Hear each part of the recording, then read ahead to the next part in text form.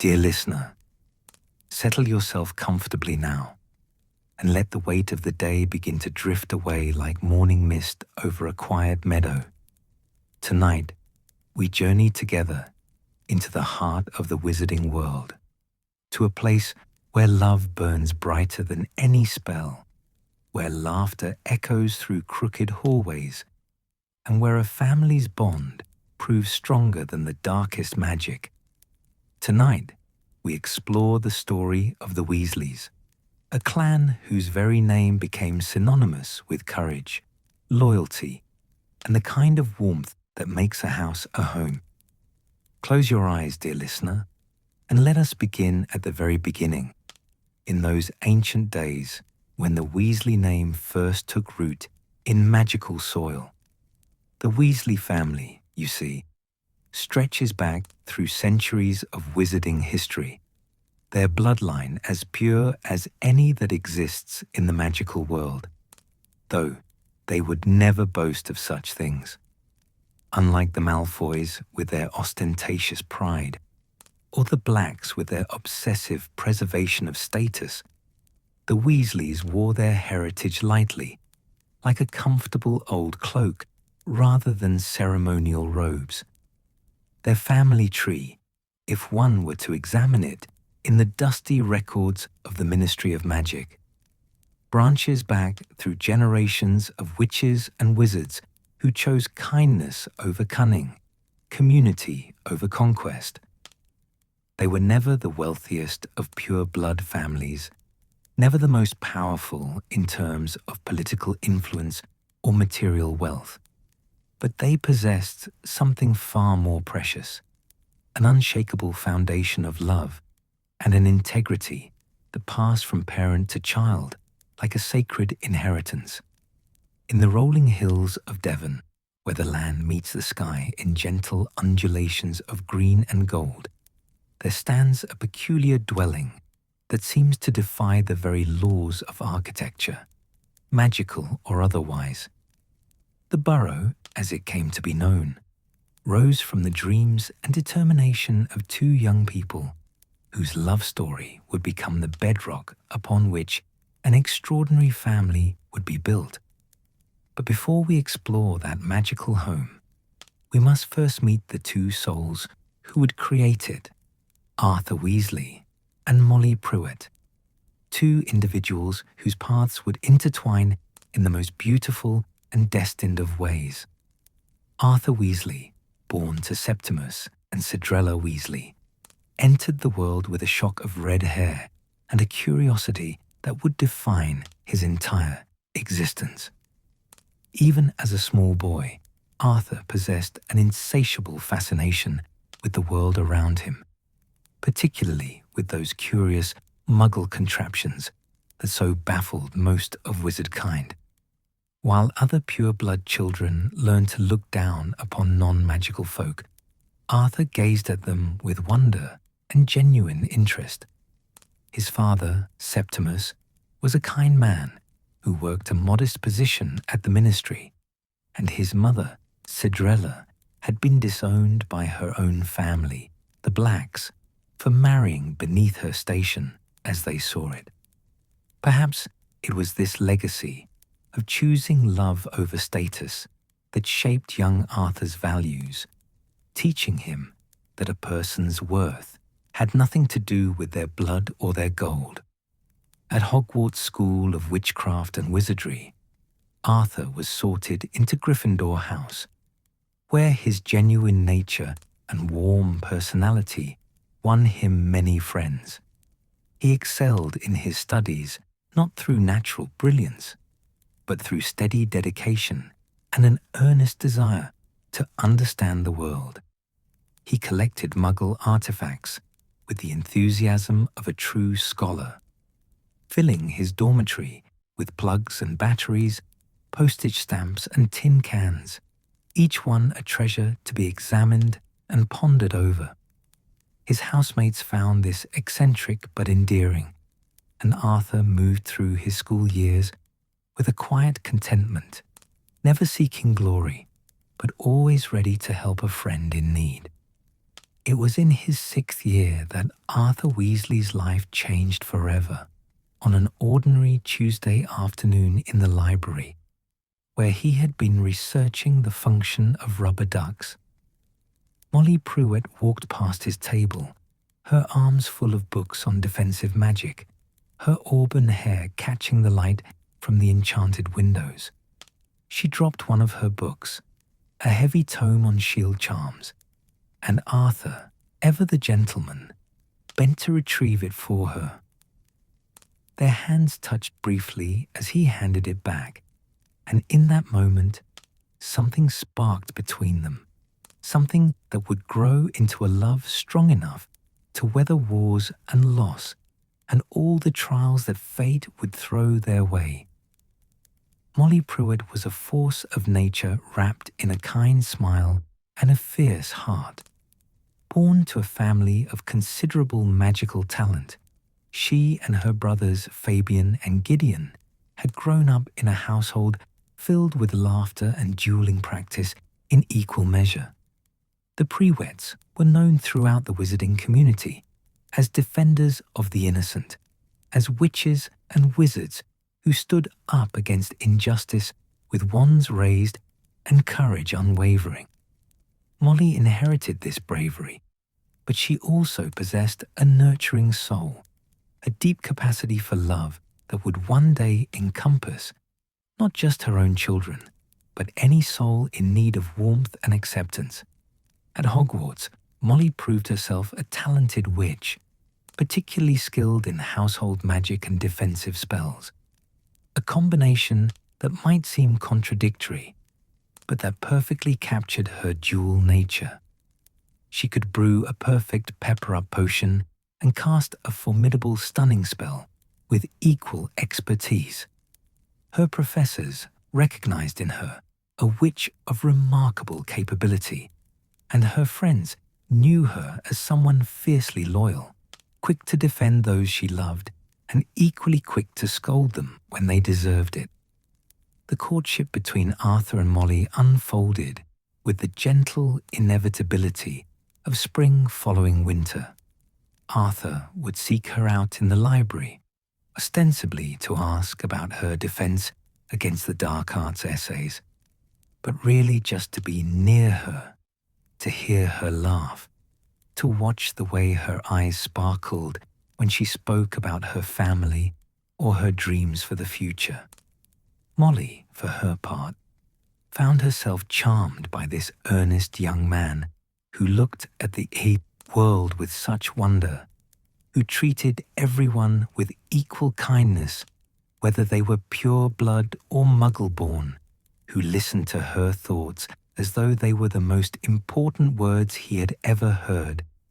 They began meeting in quiet corners of the castle, by the edge of the Black Lake, where the water lapped gently against the shore, in the warm greenhouse where Professor Beery's plants swayed drowsily in their pots, on the astronomy tower, where the stars wheeled overhead in their eternal dance.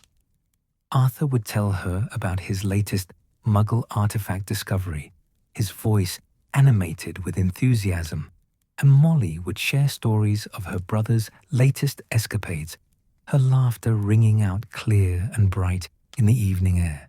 Slowly, sweetly, they fell in love, two souls recognizing in each other a kindred spirit, a future partner, a home.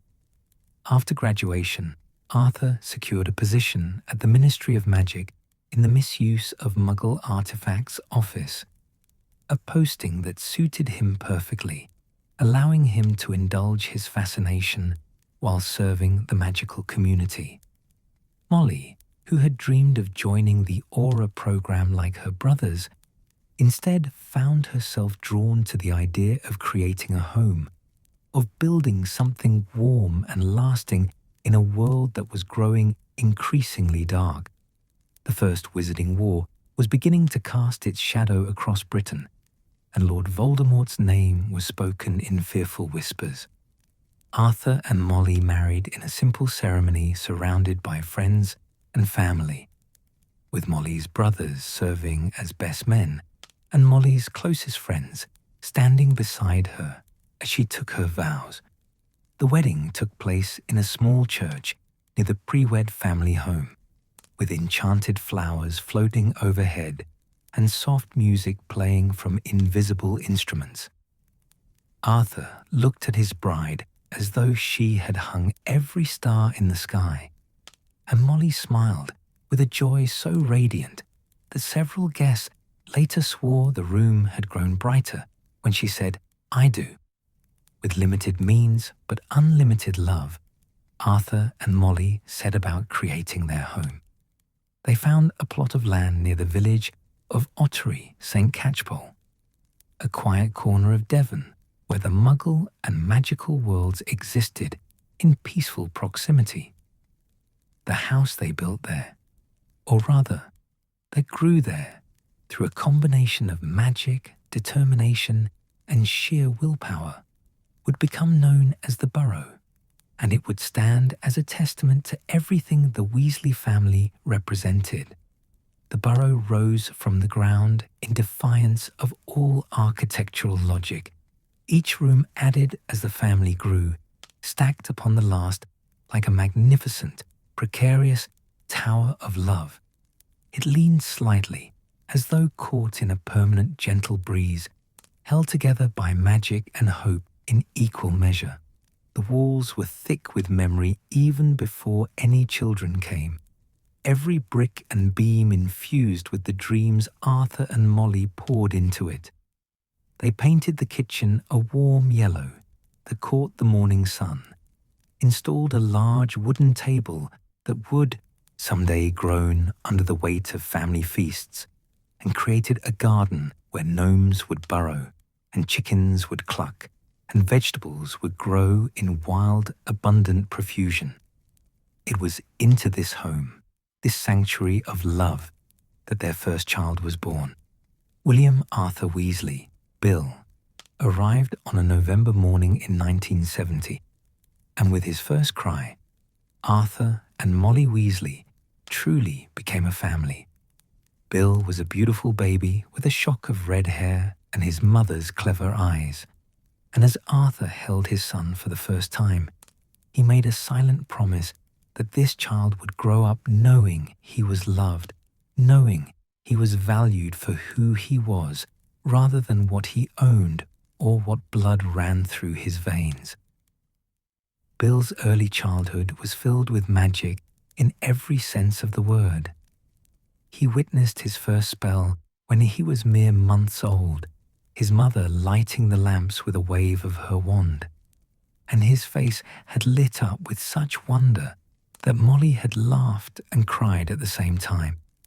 As he grew, the Burrow grew with him, Arthur adding a nursery that looked out over the garden, where Bill could watch the clouds drift by and the gnomes play in the late afternoon light. Charles Weasley, Charlie, followed 2 years later, another red-haired blessing who seemed to arrive with an adventurous spirit already fully formed.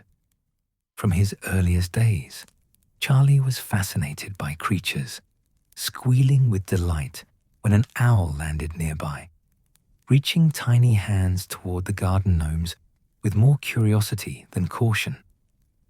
The two boys became inseparable companions, Bill, the careful older brother, and Charlie, the bold explorer, and together they filled the Burrow with laughter and the occasional small magical accident as their powers began to manifest. When Percy Ignatius Weasley arrived in 1976, the family dynamic shifted once more. Percy was a serious baby who rarely cried but watched everything with solemn, observant eyes, as though he were already taking notes on the world around him. Even as a toddler, Percy showed signs of the rigid conscientiousness that would define his character, lining up his toy broomsticks in perfect rows and frowning when his brothers disrupted his careful arrangements. Molly recognized in him a witch or wizard who would need guidance in learning that life's greatest gifts often came from its beautiful chaos rather than its order. The burrow continued to grow, rooms sprouting like magical mushrooms as the family expanded. Arthur worked long hours at the ministry, his salary modest, but his dedication unwavering, while Molly created magic of a different sort at home, stretching galleons further than should have been possible, mending clothes with both needle and wand, creating meals that filled bellies and hearts alike. They were not wealthy, not by any measure the wizarding world typically valued, but they were rich in the ways that truly mattered. And so, dear listener, the foundation was laid. In this crooked, wonderful house, with two parents whose love for each other and their growing family knew no bounds, the Weasley story truly began.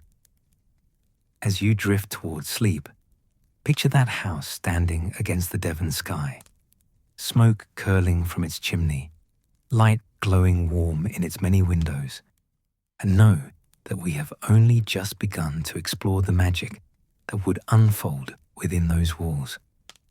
Rest now, and when we return, we shall meet the rest of this remarkable family, the twins who would bring mischief and innovation, the youngest son who would befriend the most famous wizard of the age, and the only daughter whose courage would prove as fierce as any of her brothers. Sleep well, dear listener, and let the Weasley warmth carry you into peaceful dreams. The year was 1978, and spring had arrived at the Burrow with its usual flourish of wildflowers and warmer winds. Molly Weasley, now the mother of 3 energetic boys, discovered she was once again expecting. This pregnancy felt different from the start. More movement, more magic seeming to pulse from within, as though 2 hearts beat where there should be one. When the day of birth arrived on a bright April morning, Molly's intuition proved correct. Frederick Gideon Weasley entered the world first, his lusty cry announcing his arrival, followed precisely 4 minutes later by George Fabian Weasley, who came into the world laughing, or so family legend would always claim.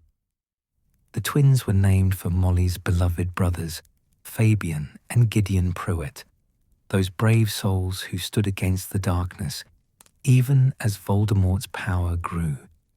In giving her sons these names, Molly bestowed upon them a legacy of courage and mischief in equal measure, for the Prewett brothers had been known for their humor as much as their heroism, their ability to find light even in the darkest of times. Little did anyone know how perfectly these tiny babies would embody that spirit, how they would carry forward their uncle's legacy in ways both magical and mischievous. From their very first days, Fred and George demonstrated a connection that went beyond the typical sibling bond.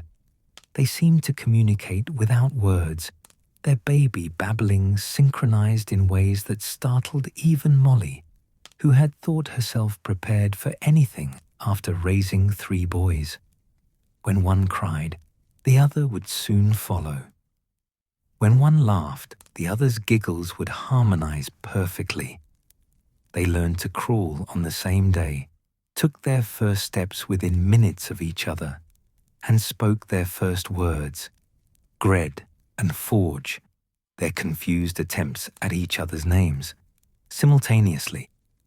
As they grew from babies into toddlers and then into young boys, Fred and George became increasingly inseparable and increasingly inventive in their pursuit of entertainment. The Burrow had always been a home filled with magical mishaps and childhood adventures, but the twins elevated such occurrences to an art form. They discovered early on that their accidental magic was somehow amplified when they worked together, as though their combined will and imagination created something greater than the sum of its parts. At age 5, they managed to levitate all of Molly's freshly baked pies onto the ceiling, where they remained stuck for 3 days, dripping gravy on anyone who walked beneath them. At age 6, they turned Percy's prized cauldron collection into a colony of bouncing rubber frogs that hopped through the house for a week. Bill and Charlie, now approaching their teenage years, watched their younger brothers with a mixture of exasperation and reluctant admiration. Percy, however, viewed the twins with barely concealed horror, seeing in their chaos everything he most disapproved of: disorder, rule-breaking, and a complete disregard for proper behavior. The twins, sensing Percy's disapproval, naturally made him their favorite target. Though their pranks were never truly cruel, more playful provocations designed to coax their serious brother into loosening his grip on rigid correctness. Arthur would return home from the ministry each evening to find his home in various states of magical disarray, and while Molly would fret and scold, Arthur couldn't quite hide the twinkle of amusement in his eyes. He recognized in his twin sons a brilliant creativity, an innovative approach to magic that reminded him that spells and charms were meant to be explored, questioned, and sometimes gleefully subverted. "They're inventive, Molly," he would say gently, as she magically repaired whatever the twins had transformed that day. That kind of magical thinking could take them far. "It'll take them straight to Azkaban if they don't learn some boundaries," Molly would retort, but even she couldn't completely suppress her pride in her son's obvious magical talent, even when that talent was being used to enchant garden gnomes to perform synchronized swimming in the kitchen sink. The Burrow continued to expand upward and outward, defying gravity and logic with each new addition. By the time the twins were toddling about, the house boasted at least 4 stories, each slightly offset from the one below, creating a structure that looked as though a strong wind might topple it, but that stood firm through every storm. The twins shared a room at the top of the house where they would lie awake at night whispering plans and schemes, their identical faces lit by wand light, their minds working in perfect synchronization toward the next great prank or magical experiment. And then, on March 1st, 1980, Ronald Bilius Weasley was born, and the family dynamic shifted once more. Ron arrived as a surprisingly large baby with a characteristic Weasley red hair and bright blue eyes that would later win the heart of the cleverest witch of his age. He was the 6th child, the 3rd to bear the crushing weight of hand-me-down robes and second-hand possessions, but the first to truly feel the particular loneliness that comes from being neither the oldest nor the youngest, neither particularly remarkable in any obvious way, nor afforded the special attention that often comes with being last. Ron's early years at the Burrow were filled with love, certainly, for Molly and Arthur had more than enough affection to shower upon each of their children. But Ron grew up in the shadow of exceptional brothers, Bill so handsome and accomplished, Charlie so brave and athletic, Percy so studious and proper, Fred and George so brilliantly entertaining and impossible to separate in anyone's mind. Ron was simply Ron. Not bad at magic, but not exceptional. Not brave in obvious ways, but not particularly cowardly either. Not the funniest or the cleverest or the most talented at anything in particular. He was the middle child in every sense, often overlooked in the wonderful chaos of a large family, often wearing clothes that had belonged to 4 brothers before him, often feeling like an afterthought in a family of more colourful personalities. But Ron possessed something that would not become apparent until much later, a capacity for loyalty that ran deeper than the roots of the ancient trees in the Forbidden Forest, a courage that emerged not from seeking glory, but from standing beside those he loved when they needed him most, and a heart so true that it would one day help save the wizarding world. As a small child, though, Ron simply felt ordinary, and in a family as extraordinary as the Weasleys, ordinary could feel like a burden. The twins, for their part, adored their younger brother and included him in their schemes whenever possible, though often this meant Ron served as their test subject for new jinxes or magical inventions. Ron bore these experiments with good-natured resignation, understanding that being noticed by Fred and George, even as a guinea pig, was better than being invisible. Percy, meanwhile, largely ignored Ron, unless it was to issue some proclamation about proper behavior or to complain that Ron had disturbed his studying. The Burrow's kitchen became the true heart of the home during these years. Molly presided over her domain with a wooden spoon in one hand and her wand in the other, cooking meals that seemed impossible given their limited budget. She had become a master of magical home economics, stretching ingredients, mending clothes with such skill that only the wearer knew they had been patched, and creating an atmosphere of abundance even when galleons were scarce. The large wooden table that Arthur had built before Bill's birth now groaned under the weight of hearty stews and fresh bread, and the family gathered there each evening, a sea of red heads and loud voices, everyone talking over each other in a symphony of loving chaos. Arthur's work at the ministry continued to provide a modest but steady income, though his fascination with Muggle artifacts meant that his salary never seemed to go quite as far as it might have. He simply couldn't resist collecting interesting plugs or batteries or telephone receivers, each one a puzzle to be studied and understood. Molly would sometimes scold him for spending precious galleons on useless Muggle rubbish, but she said it with affection, understanding that Arthur's curiosity was part of who he was, as fundamental as his red hair or his unfailing kindness. The years flowed onward like a gentle stream, and the Weasley children grew and changed.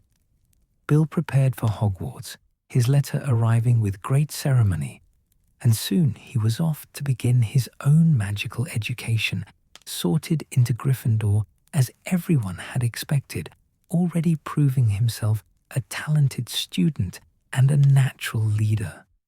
Charlie followed 2 years later, equally brilliant in his own way, though his interests lay more with creatures than books, his adventurous spirit already dreaming of dragons in distant lands. Percy went next, his pride in his Hogwarts letter almost palpable, his determination to excel and earn every possible academic honour already firmly established in his young mind. The Burrow felt quieter with each departure, though quieter was a relative term in a house that still contained the twins and young Ron.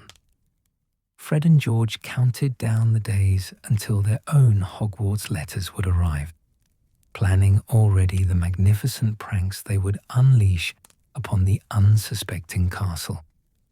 Ron, meanwhile, watched his brothers leave one by one, each departure reinforcing his feeling of being left behind, of waiting for his own chance to prove himself, to find the place where he might shine. And then, on August 11th, 1981, came the child that Molly had long hoped for. Ginevra Molly Weasley, Ginny, arrived with a shock of red hair even brighter than her brother's, and a cry that suggested she would not be overlooked or underestimated, despite being the youngest and the only girl. Molly wept with joy as she held her daughter, this precious girl who would grow up surrounded by protective brothers, who would learn both gentleness and fierceness, who would prove that Weasley courage had nothing to do with gender and everything to do with heart. The boys gathered around their baby sister with wonder and instant devotion. Bill, home from Hogwarts for the summer, held her with careful reverence. Charlie proclaimed she would definitely be a Quidditch player. Percy announced he would personally ensure she received proper educational guidance. The twins immediately began planning what pranks they would teach her when she was old enough. And Ron, just past his first birthday himself, gazed at his baby sister with something like recognition, as though he understood that here was someone who would share his position as the youngest, someone who would understand what it meant to come last in a line of exceptional siblings. Ginny's arrival seemed to complete the family in a way that felt almost magical, as though the Burrow itself had been waiting for her.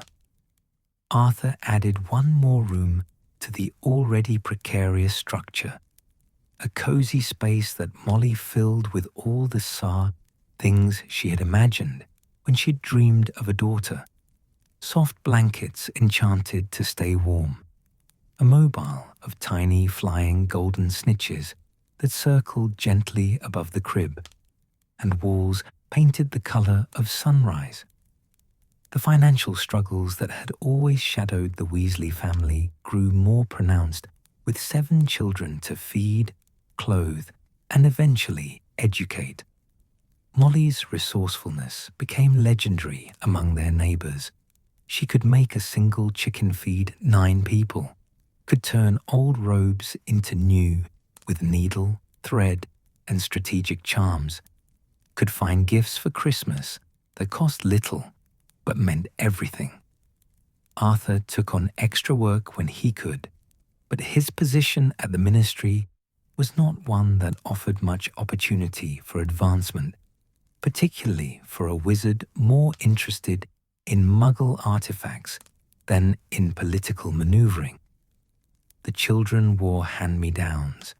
Their school books were second-hand. Their wands were sometimes older than they were, and there were no expensive toys or lavish treats. But the Burrow was rich in ways the Galleons could never measure. It was rich in laughter that echoed through the crooked hallways. It was rich in the smell of Molly's cooking and the sight of Arthur's face lighting up as he explained his latest Muggle discovery. It was rich in the sound of the twins' latest prank, and Percy's exasperated sighs, and Ron's quiet observations, and Ginny's fierce declarations, and the older boys' stories of Hogwarts adventures. During these years, while the Weasley family grew and flourished in their crooked home, the wizarding world outside was recovering from the aftermath of Voldemort's fall. Harry Potter had become the boy who lived, though the Weasleys knew nothing of him yet, could not imagine that this child would one day become so central to their own story. They lived their lives simply, day by day, finding joy in small things, building their fortress of love one moment at a time. The garden behind the Burrow became a place of magic in the most literal sense. Molly grew vegetables that somehow produced twice what they should, their family relying on those enchanted tomatoes and carrots and potatoes to help feed 7 growing children. The chickens in their coop laid eggs with remarkable regularity, as though they understood their important role in keeping the family fed. And the gnomes, those troublesome little creatures that infested the garden, provided endless entertainment for the children, who would take turns denoming the yard by grabbing the potato-like pests and spinning them until they flew dizzily over the hedge. As the children grew, each began to display their own unique magical abilities and personality traits. Bill showed remarkable talent for curse-breaking charms, even as a young student. Charlie's affinity for creatures was undeniable. Even wild animals seemed to trust him instinctively. Percy's magical control was precise and academic, his spellwork textbook perfect. The twins' magic was wild and innovative, often producing results that no spellbook had ever described. Ron's magic was steadier than he realized, solid and dependable, if unremarkable. And Ginny, even as a toddler, showed signs of powerful magic that would occasionally burst forth in moments of strong emotion. The seasons turned at the Burrow in predictable, comforting cycles. Autumn meant preparing the older children for their return to Hogwarts, the house filled with the organized chaos of packing trunks and finding lost textbooks, and Molly's worried instructions about staying safe and studying hard. Winter meant Christmas at the Burrow, the house decorated with enchanted snow that never melted and candles that never burned down. Presents modest but meaningful, the whole family together in warmth and love. Spring meant the garden coming back to life, the children helping with planting, while the twins inevitably tried to enchant the vegetables into something more interesting. Summer meant all the children home together, the house bursting with noise and life and the particular magic that only a large, loving family can create. William Arthur Weasley, Bill, was the first of his generation to receive that precious letter bearing the Hogwarts crest, delivered by a tawny owl on a summer morning in 1982. The entire family celebrated as though he had already won some great honor, and in a way, he had. He was embarking on the journey that every magical child dreamed of, that passage from childhood into the greater wizarding world. Molly wept openly as she helped him pack his trunk, her hands smoothing over his new robes again and again, while Arthur beamed with pride that seemed to light the entire Burrow from within. The journey to platform 9 3/4 became a Weasley tradition that September 1st, the family travelling to King's Cross Station in London, Arthur explaining to wide-eyed Muggle travellers that his children were attending a special boarding school in Scotland. Whenever anyone asked about the owl cages and the trunks that seemed too heavy for their size, Bill walked through the barrier between platforms 9 and 10 with his head held high, his mother's final instructions about writing home weekly still ringing in his ears, his father's quiet words about staying true to himself warming his heart. At Hogwarts, Bill was sorted into Gryffindor House, the sorting hat barely touching his head before announcing its decision. The house of the brave and the bold claimed him, and Bill flourished there like a plant finally given proper soil and sunlight. He excelled in his classes, particularly in defense against the dark arts and charms, his natural intelligence complemented by a work ethic instilled by watching his parents stretch every galleon and make the most of what they had. But more than his academic achievements, Bill became known for his character, his willingness to help younger students, his complete lack of prejudice regarding blood, status, and his ability to navigate the complex social hierarchies of Hogwarts with grace and authenticity. By his 5th year, Bill had been made a prefect, that badge pinned to his robes, a symbol of the trust his professors placed in him. He took his responsibilities seriously, but never became pompous or overbearing, understanding instinctively that leadership meant service rather than power. Students came to him with their problems because they knew he would listen without judgment, would help without expecting anything in return, would keep confidences sacred. The younger Gryffindors looked up to him with something approaching reverence, and Bill bore that responsibility with the same quiet competence he brought to everything he did.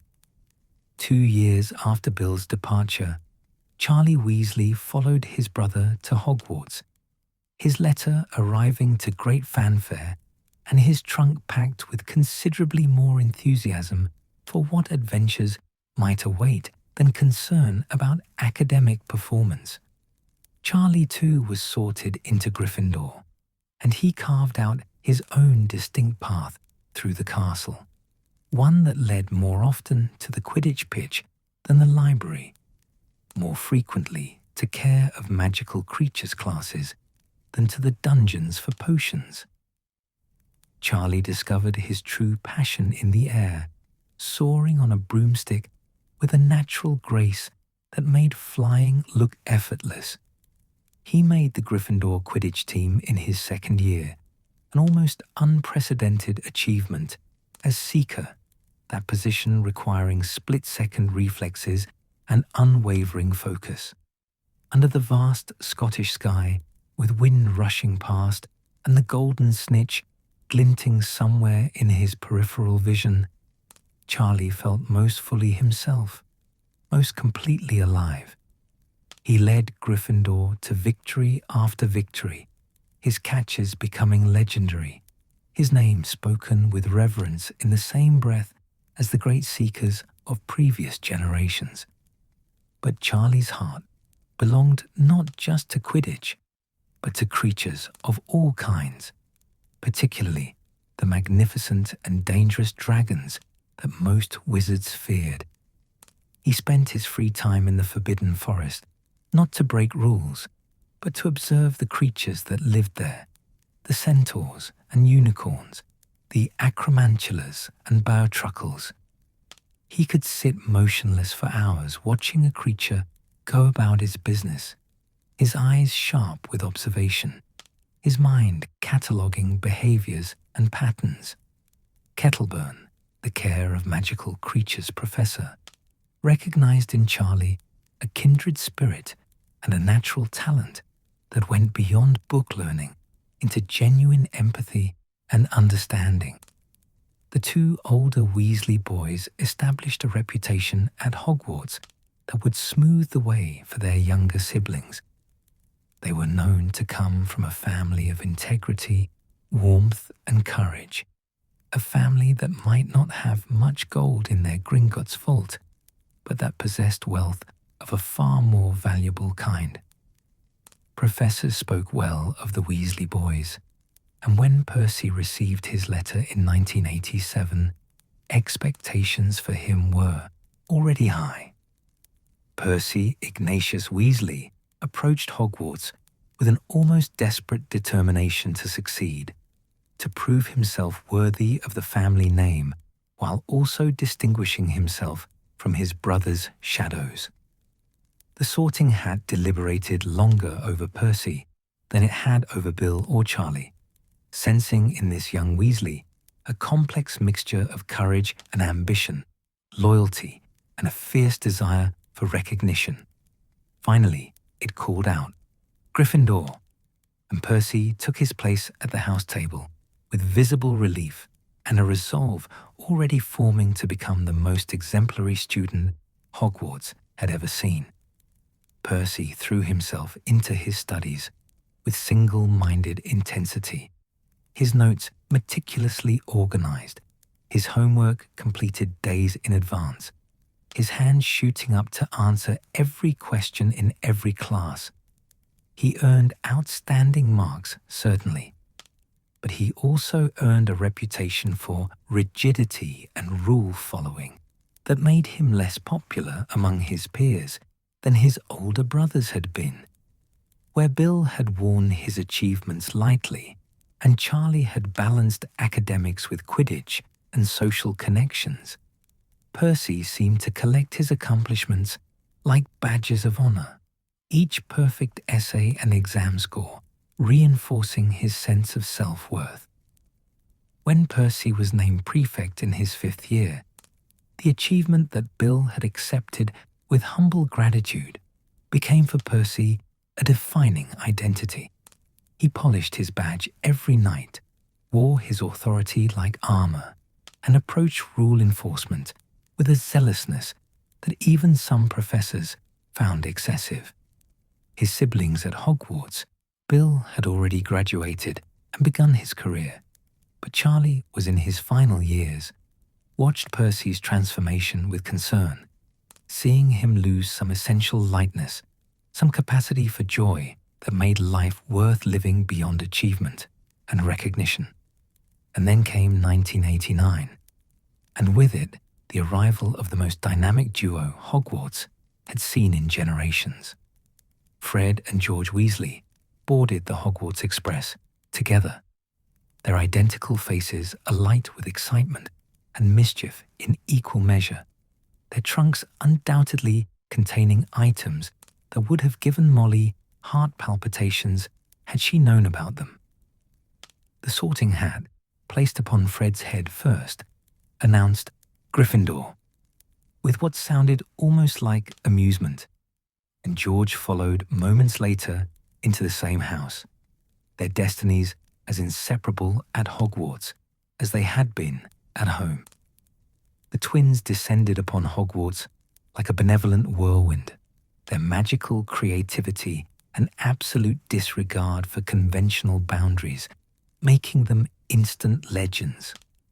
They were brilliant students when they chose to apply themselves. Their understanding of magical theory, sophisticated enough to invent entirely new spells and enchantments, but they cared nothing for grades or conventional achievement. Instead, they viewed Hogwarts as the ultimate testing ground for their pranks, each corridor a potential stage for their performances, each suit of armor a possible prop in their elaborate schemes. Their pranks were works of art, never cruel, never targeting those who couldn't defend themselves, but brilliant in their execution and timing. They filled the great hall with canaries that sang the school song in operatic voices. They enchanted the staircases to lead to entirely different destinations than expected, creating a day of delightful chaos as students ended up in unexpected parts of the castle. They developed suites that had unpredictable magical effects, canary creams that temporarily transformed the eater into a giant canary, nosebleed nougats that could get a student out of a boring class, and countless other inventions that straddled the line between prank and genuine magical innovation. Percy, now a prefect and later head boy, found his twin brothers to be his greatest source of frustration. He wrote them up for violations constantly, issued detentions that they served with cheerful indifference, and pleaded with them to take their education seriously. The twins, for their part, seemed to view Percy's disapproval as encouragement, each scolding met with exaggerated remorse that fooled no one, each punishment inspiring them to even greater heights of creative mischief. The divide between Percy and the twins that had begun at the Burrow widened at Hogwarts, a fault line in the family that would one day threaten to break completely.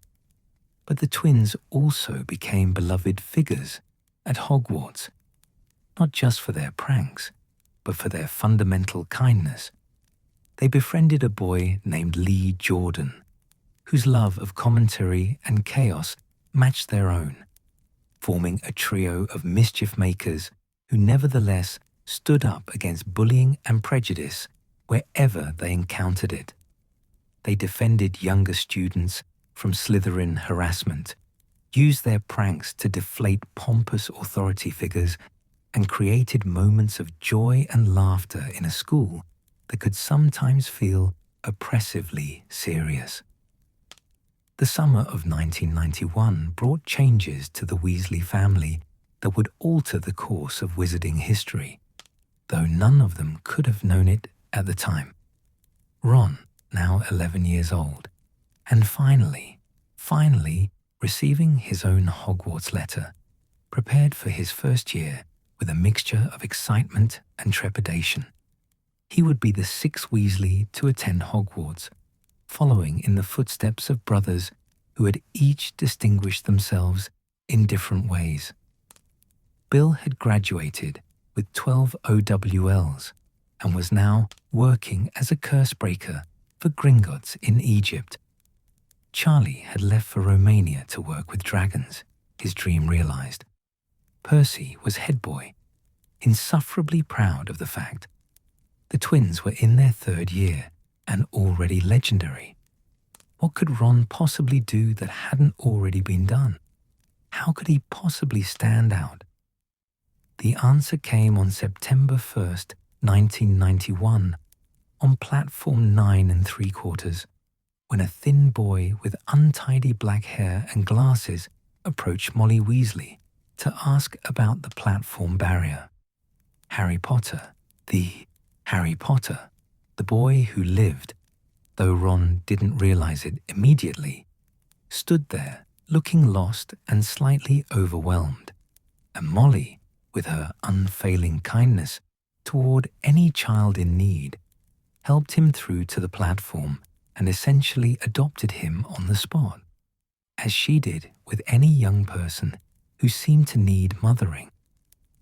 Ron and Harry shared a compartment on the Hogwarts Express, and over chocolate frogs and Bertie Bott's every flavor beans, a friendship began to form that would become one of the most significant relationships in either of their lives.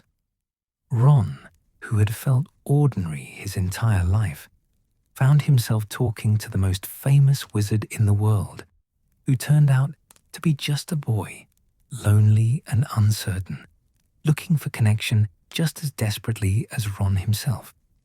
Harry, who had spent his life in a cupboard under the stairs, treated like an inconvenient burden by the only family he'd known, found in Ron someone who saw him not as the boy who lived, but simply as Harry, a potential friend, someone who might understand the weight of expectations and the desire to prove oneself. The Sorting Hat placed both boys in Gryffindor, and Ron felt his mother's pride even from hundreds of miles away. All 7 of her children in Gryffindor, that house of courage and loyalty, that house that Godric Gryffindor himself had founded for the brave of heart. Ron settled into Hogwarts life with Harry at his side, and the castle that had seemed daunting suddenly felt manageable, even welcoming. They were joined by Hermione Granger, a brilliant Muggle-born witch whose initial tendency toward rule-following and showing off softened after a harrowing encounter with a mountain troll that Halloween night. A troll that Ron and Harry helped defeat, cementing their trio in shared danger and emerging friendship.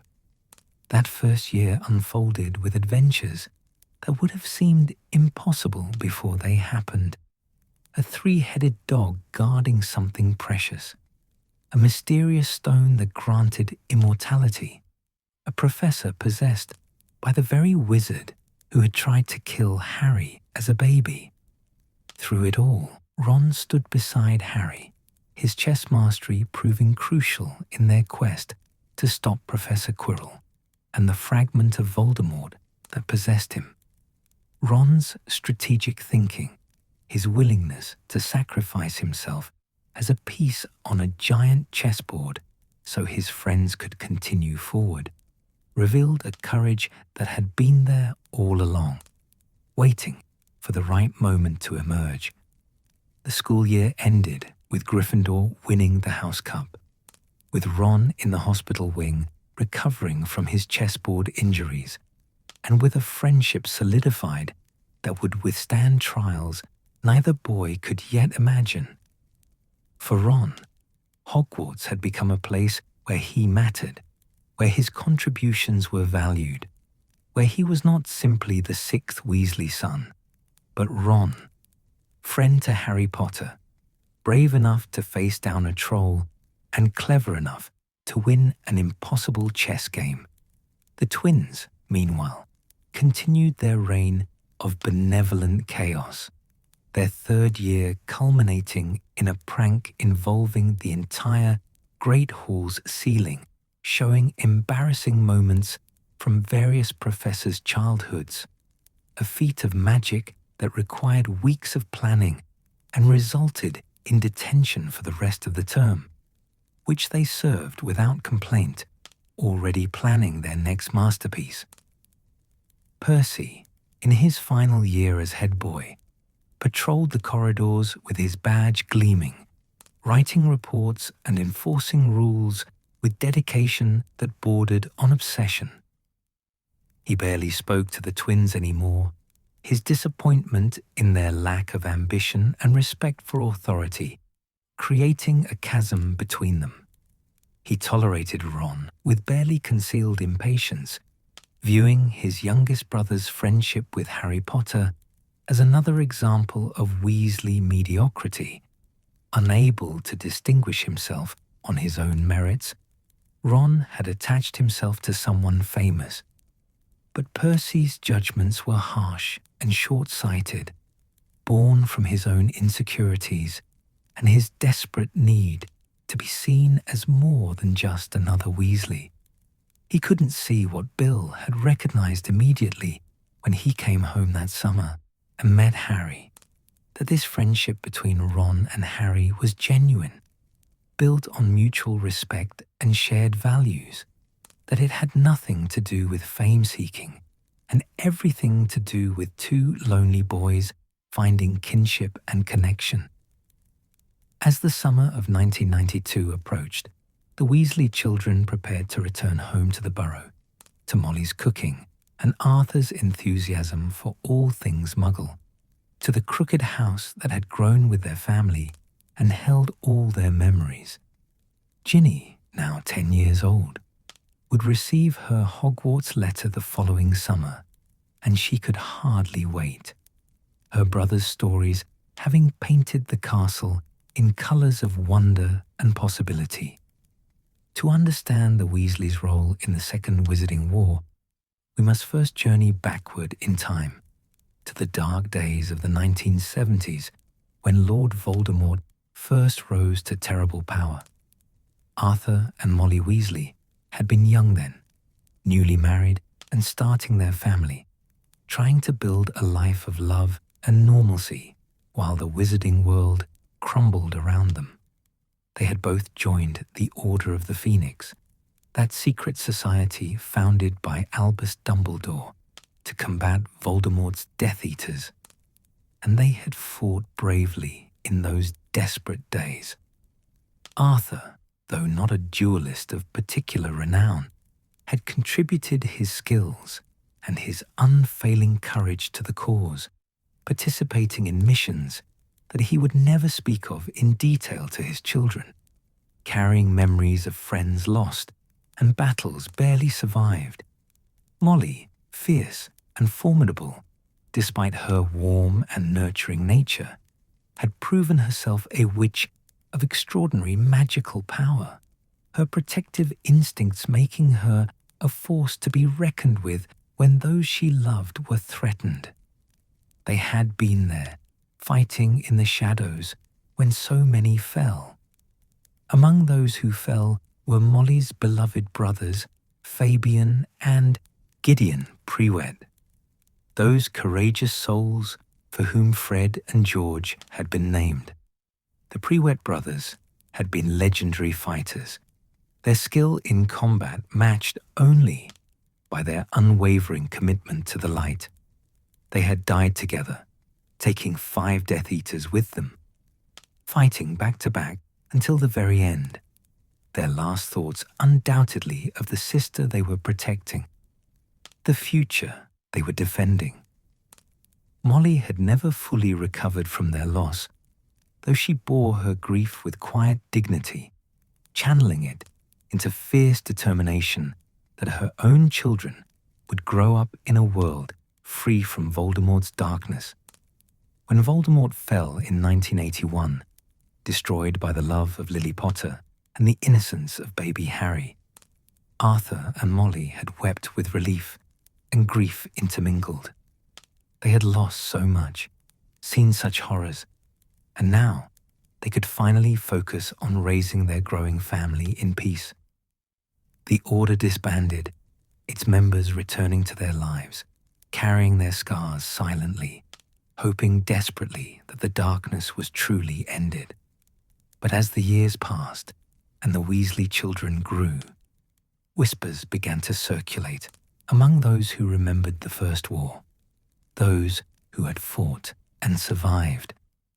The whispers spoke of unease, of strange occurrences, of the possibility that Voldemort might not be as thoroughly vanquished as everyone hoped.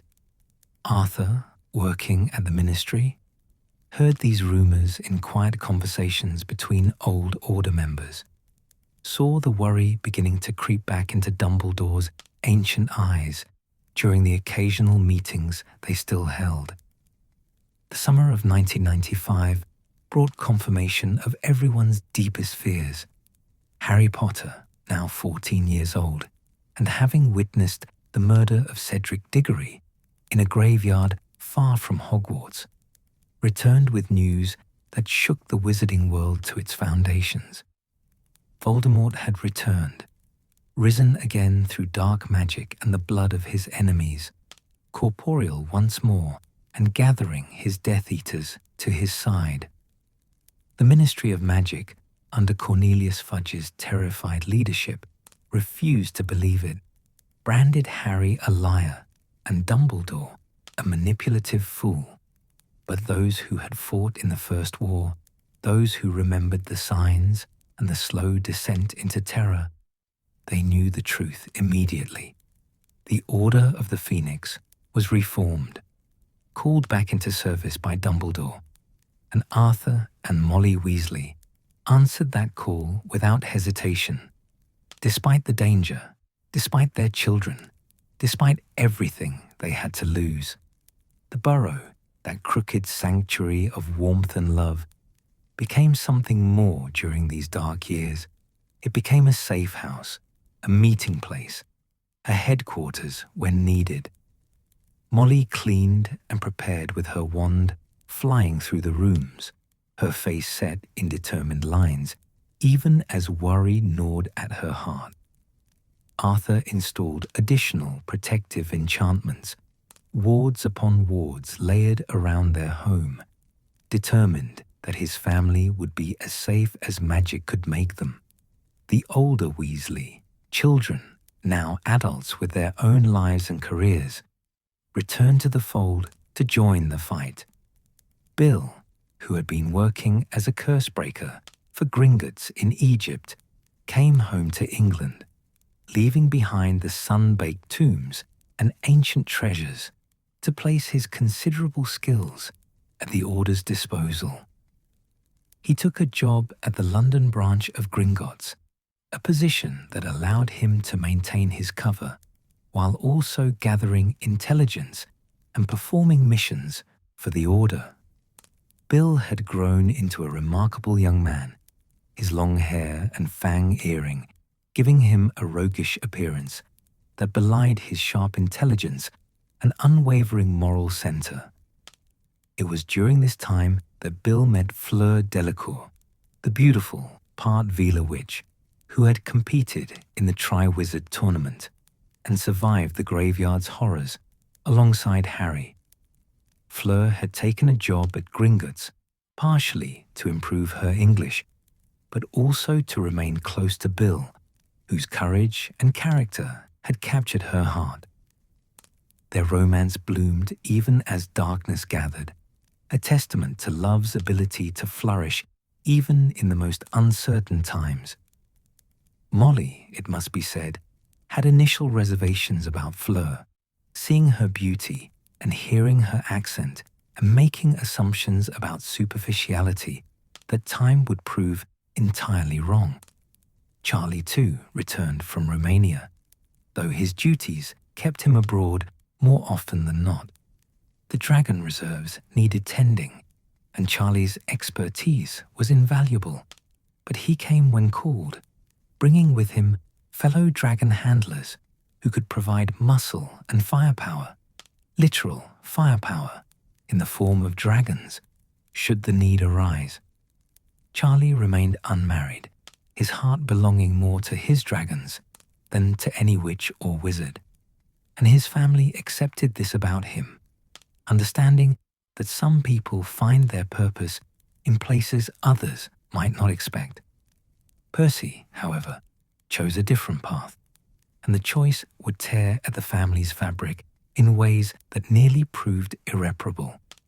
By 1995, Percy had graduated from Hogwarts with top marks and had secured a position at the Ministry of Magic, working as junior assistant to the minister himself. This position, which should have been a source of pride, became instead a wedge driven between Percy and his family. When the ministry declared Dumbledore and Harry liars, when Fudge began his campaign of denial and propaganda, Percy sided with his employer rather than his family. The break came during a terrible argument at the Burrow, words said in anger and hurt that could not be unsaid. Percy accused his father of being a fool, of risking his career and his family's welfare by supporting Dumbledore's delusions. Arthur, normally the most patient of men, had looked at his son with disappointment that cut deeper than any curse, and told Percy that he would have to choose between his ambition and his family. Percy chose ambition, packing his belongings and leaving the Burrow, moving into a London flat, sending his parents a letter disowning them and their misguided principles. Molly wept for days, her heart broken by her son's betrayal, unable to understand how the boy she had raised with such love could turn his back on everything their family stood for. Arthur bore the pain more quietly, but those who knew him well could see how it aged him, how the light in his eyes dimmed slightly when Percy's name was mentioned. The twins stopped making jokes about their brother, the wound too fresh, the betrayal too deep. Ron felt torn between anger and a desperate hope that Percy would come to his senses. Ginny, practical and fierce, declared Percy a prat and refused to speak his name. Bill tried to maintain contact with Percy, hoping to bridge the gap. But Percy's letters grew increasingly formal and infrequent until they stopped entirely. The family learned to function around the Percy-shaped hole in their gatherings, but the absence ached like a phantom limb, a constant reminder that even the strongest families could fracture under sufficient pressure. Meanwhile, Fred and George, having completed their formal education in spectacular fashion, flying out of Hogwarts on broomsticks during their 7th year, setting off a portable swamp in a corridor as their parting gift, embarked on their greatest adventure yet. With financial backing from Harry Potter, who had gifted them his Triwizard Tournament winnings, the twins opened Weasley's Wizard Wheezes at number 93 Diagon Alley, a joke shop that became an instant sensation. The shop was a masterpiece of magical innovation and whimsy, its shelves stocked with products the twins had been inventing for years. Skiving snack boxes that could get students out of class, extendable ears for eavesdropping, love potions and fireworks, and countless other items that brought laughter and light to a world growing increasingly dark. The shop's success was immediate and sustained, proving that even in the darkest times, perhaps especially In the darkest times, people needed joy, needed to laugh, needed to remember that life was worth living.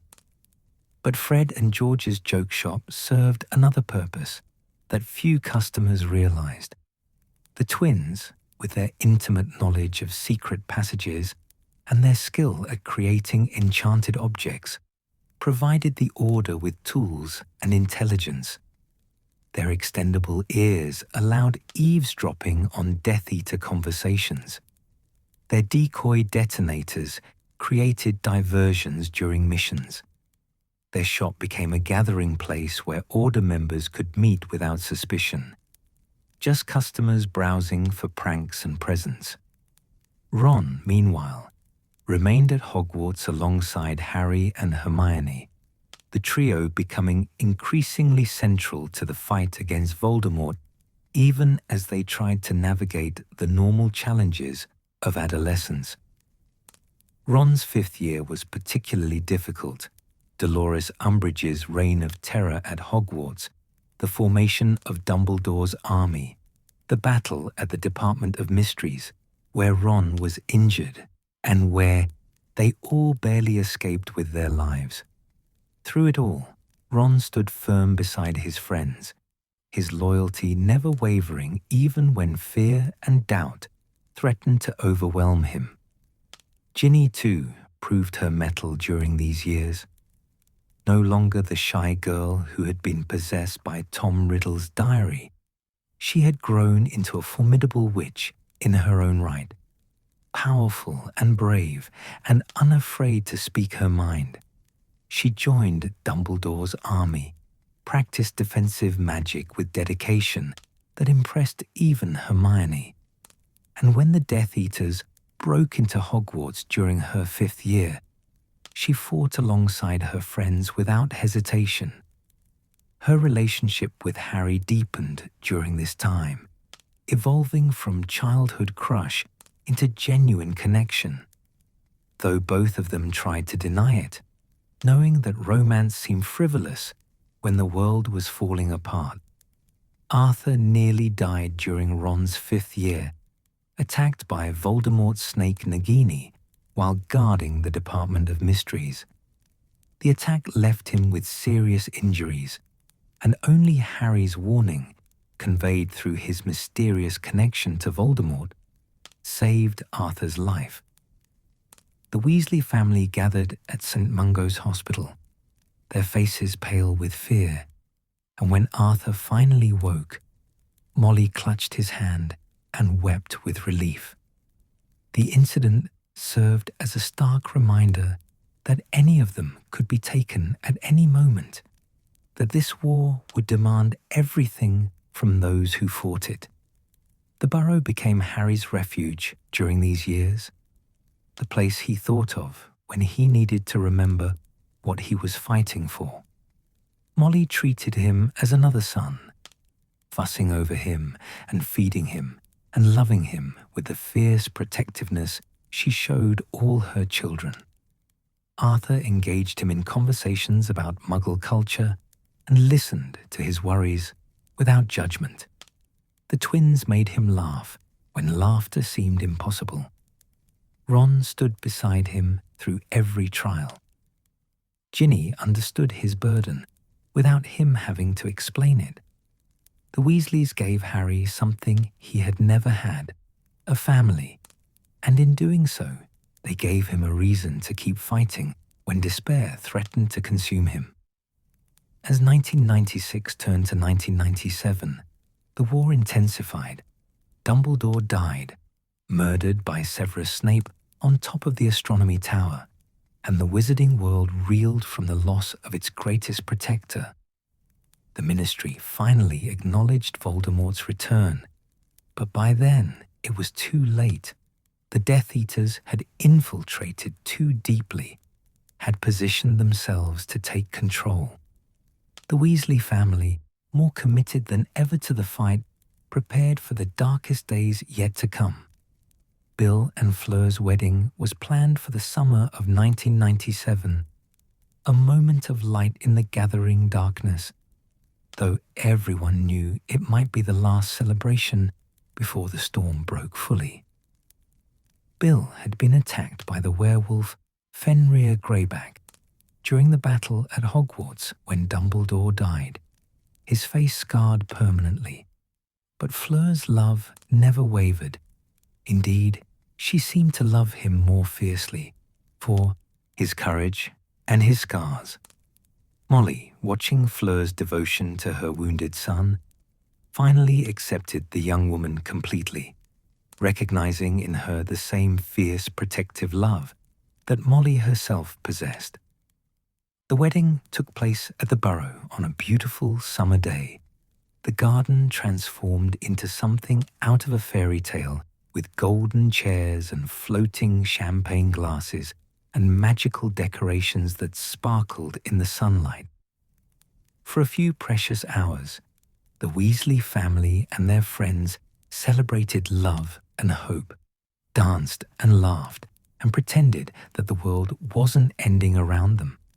Harry attended under Polyjuice potion disguise, a necessary precaution, and as he watched the Weasleys celebrate, he understood fully what he was fighting to preserve. These moments of joy and connection, this tapestry of family and love that made life worth living. But the celebration was short-lived.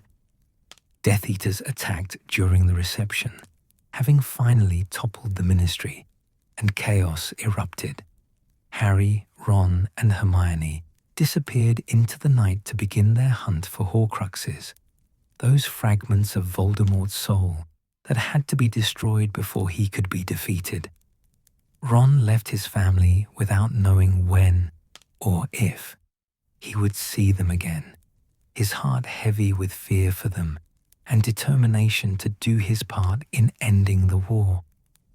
The Burrow, that beacon of warmth and safety, became a target after that night. Arthur and Molly remained, refusing to abandon their home.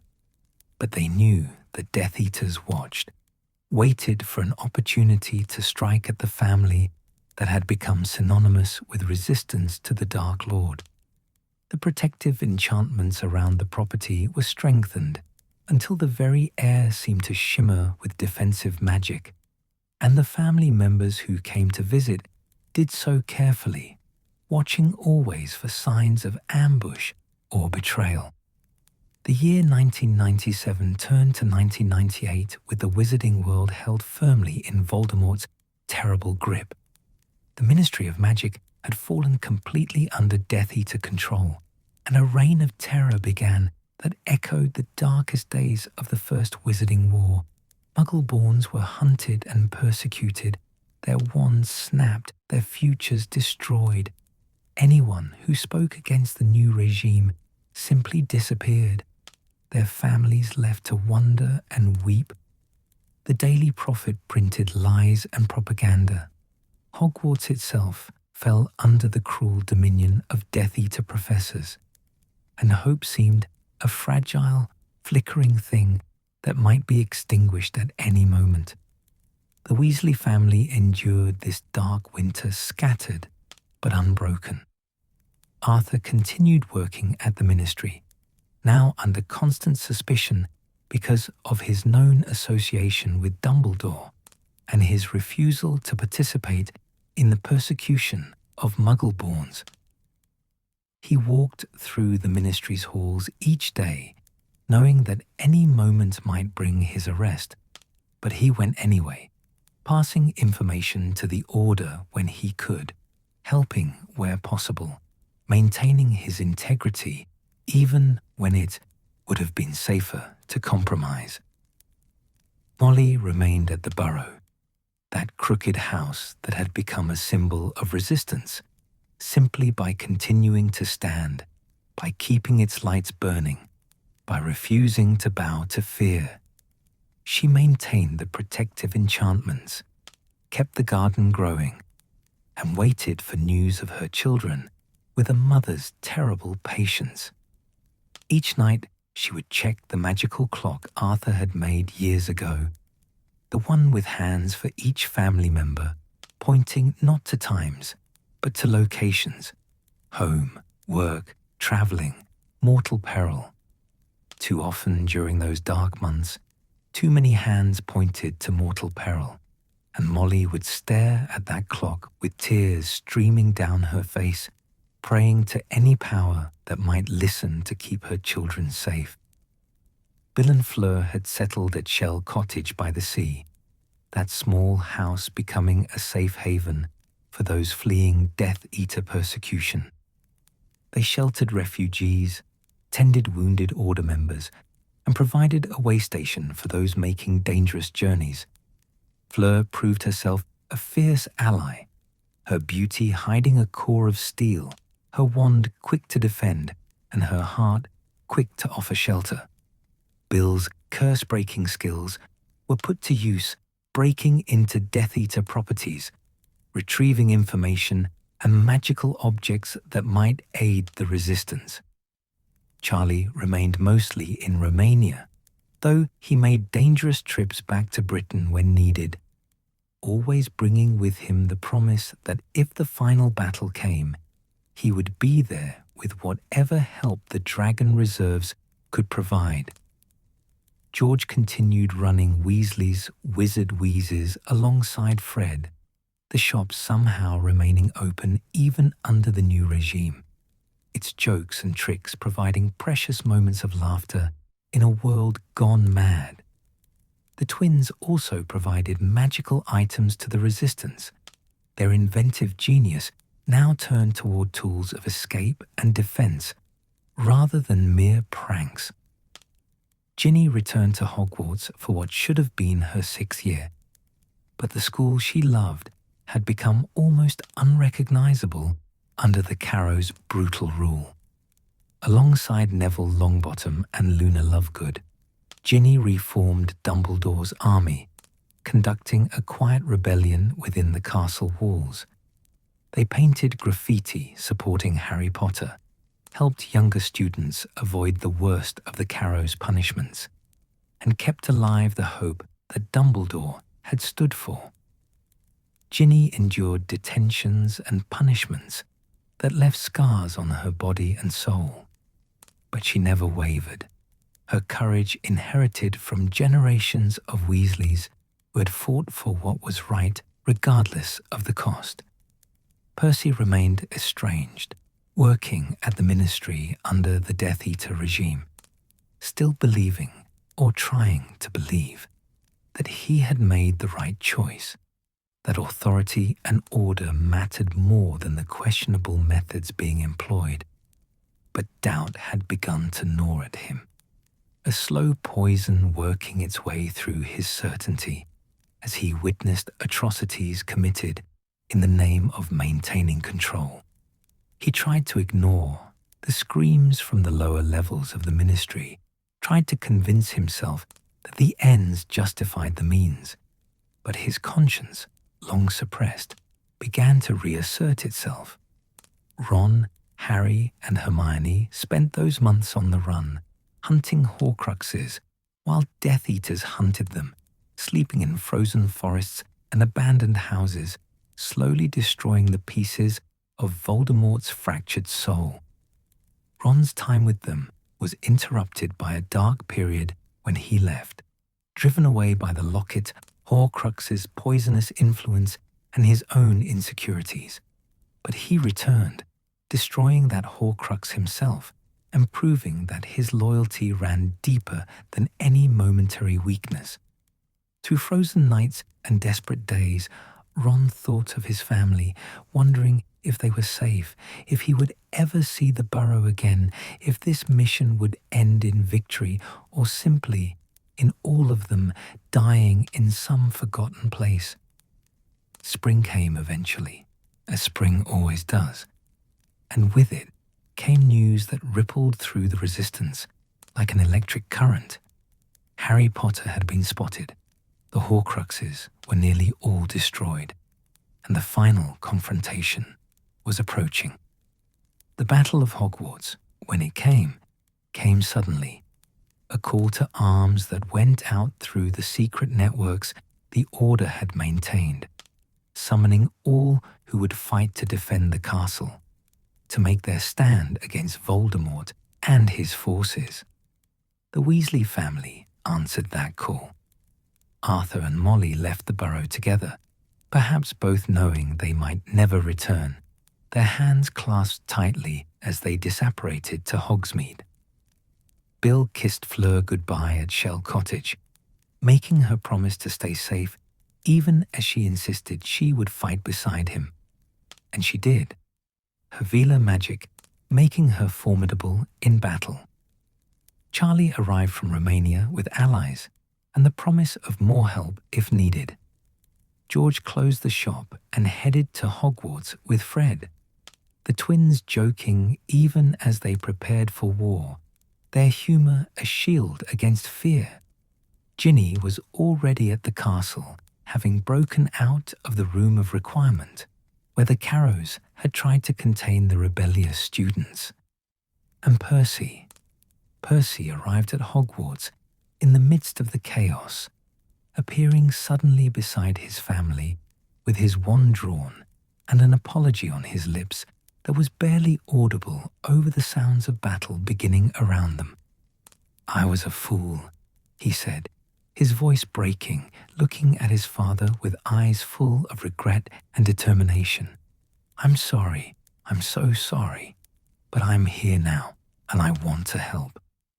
Arthur's embrace, immediate and fierce, said everything that needed saying, that family forgave, that love endured, that it was never too late to come home. The battle began in earnest as Death Eaters poured into the castle grounds, as giants strode through the darkness, and acromantulas swarmed from the forbidden forest, as curses lit the night sky like terrible fireworks. The Weasley family fought together and apart, defending corridors and classrooms, protecting students and teachers, their red hair like flames burning through the darkness. Arthur and Molly fought side by side as they had in the First War, their decades of marriage making them move in perfect synchronization, covering each other's backs, their love making them stronger together than either could be alone. Bill's curse-breaking experience made him deadly in combat, his wand movements precise and devastating. Charlie fought with the fierce practicality of someone who had spent years working with dragons, his spells powerful and efficient. Percy, desperate to make up for his years of absence, threw himself into the fight with reckless courage, defending his family with the same intensity he had once applied to following rules. Fred and George fought as they did everything else. Together, their movements mirrored, their spells coordinated with the wordless communication that only they shared. They defended a corridor on the castle's 7th floor, holding back Death Eaters, protecting younger students who sheltered behind them. They were laughing even as they dueled, making jokes even as curses flew past their heads, their humor defiant in the face of death itself. And then, in a moment that would haunt the Weasley family forever, an explosion tore through the corridor. A Death Eater's curse struck the wall beside Fred, and the ancient stone shattered, massive blocks falling with crushing force. Percy, who had been dueling alongside his twin brothers, reaching for reconciliation through shared combat, turned at Fred's final joke, a quip about Percy actually making a joke himself, and saw Fred's face still creased in laughter as the wall came down. The moment froze, crystalline and terrible. Fred's eyes, so full of life and mischief, just a heartbeat before, went suddenly still. His body crumpled beneath the rubble, and George's scream, a sound of such pure anguish that it seemed to tear through the very fabric of the world, echoed through the castle. Percy pulled at the stones with hands that bled, with magic that came from desperation rather than skill. And when they finally uncovered Fred's body, they found his face still wearing that smile, frozen forever in the middle of his last laugh. George collapsed beside his twin, his other half, the person who had shared his soul since before birth, and the sound that came from him was beyond weeping, beyond grief, something primal and broken that made even battle-hardened fighters turn away in respect for such terrible sorrow. Percy, his robes torn and his face streaked with dust and tears, held George as he hadn't held any of his brothers in years, the walls he had built around his heart crumbling completely in the face of this irreparable loss. The news reached the rest of the family in fragments, passed between fighters in those terrible moments when the battle paused, when Voldemort's voice echoed across the grounds demanding Harry Potter's surrender. Molly heard it from Kingsley Shacklebolt, his face grave with sympathy, and something inside her shattered and reformed in the same instant, shattered with grief, reformed into fury more terrible than any curse. Arthur held her as she wept, his own tears falling silently, both of them knowing that their family would never be whole again, that there would always be an empty chair at their table, a silence where Fred's laughter should be. Ron learned of his brother's death when the fighting paused, and his face went white, his body swaying as though the news had physically struck him. Hermione caught him, held him, and they wept together for the brother and friend they had lost, for George, who would now have to live as half of a whole, for a family that would bear this scar forever. Ginny, fierce Ginny, who had endured so much, heard the news and felt rage kindle in her heart alongside grief. Rage at Voldemort, at the Death Eaters, at a world where someone like Fred could be extinguished like a candle flame. But the battle was not over, and grief would have to wait. Voldemort gave them 1 hour to collect their dead, to tend their wounded, to recognize the hopelessness of their situation and surrender. The Weasley family gathered in the great hall where the bodies of the fallen had been laid out with gentle hands and terrible sorrow. Fred lay among them, and they stood around him, Arthur and Molly, Bill and Charlie, Percy and George, Ron and Ginny, a family circle with a devastating gap at its center. Molly looked at her son's still face, at the smile that would never move again, and something crystallized in her grief. She had lost her brothers to Voldemort's first rise to power. She would not lose any more children to his second. She kissed Fred's cold forehead, whispered words of love that only he would have heard had he been able to hear anything at all. And then she stood, her wand gripped tightly, her face set with terrible determination.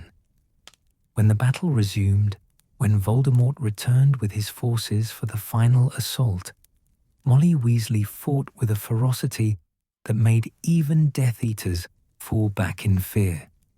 And when Bellatrix Lestrange, that most cruel and devoted of Voldemort's followers, tried to kill Ginny with a curse that would have ended the Weasleys' only daughter, Molly stepped between them with a roar that seemed to shake the very foundations of the castle.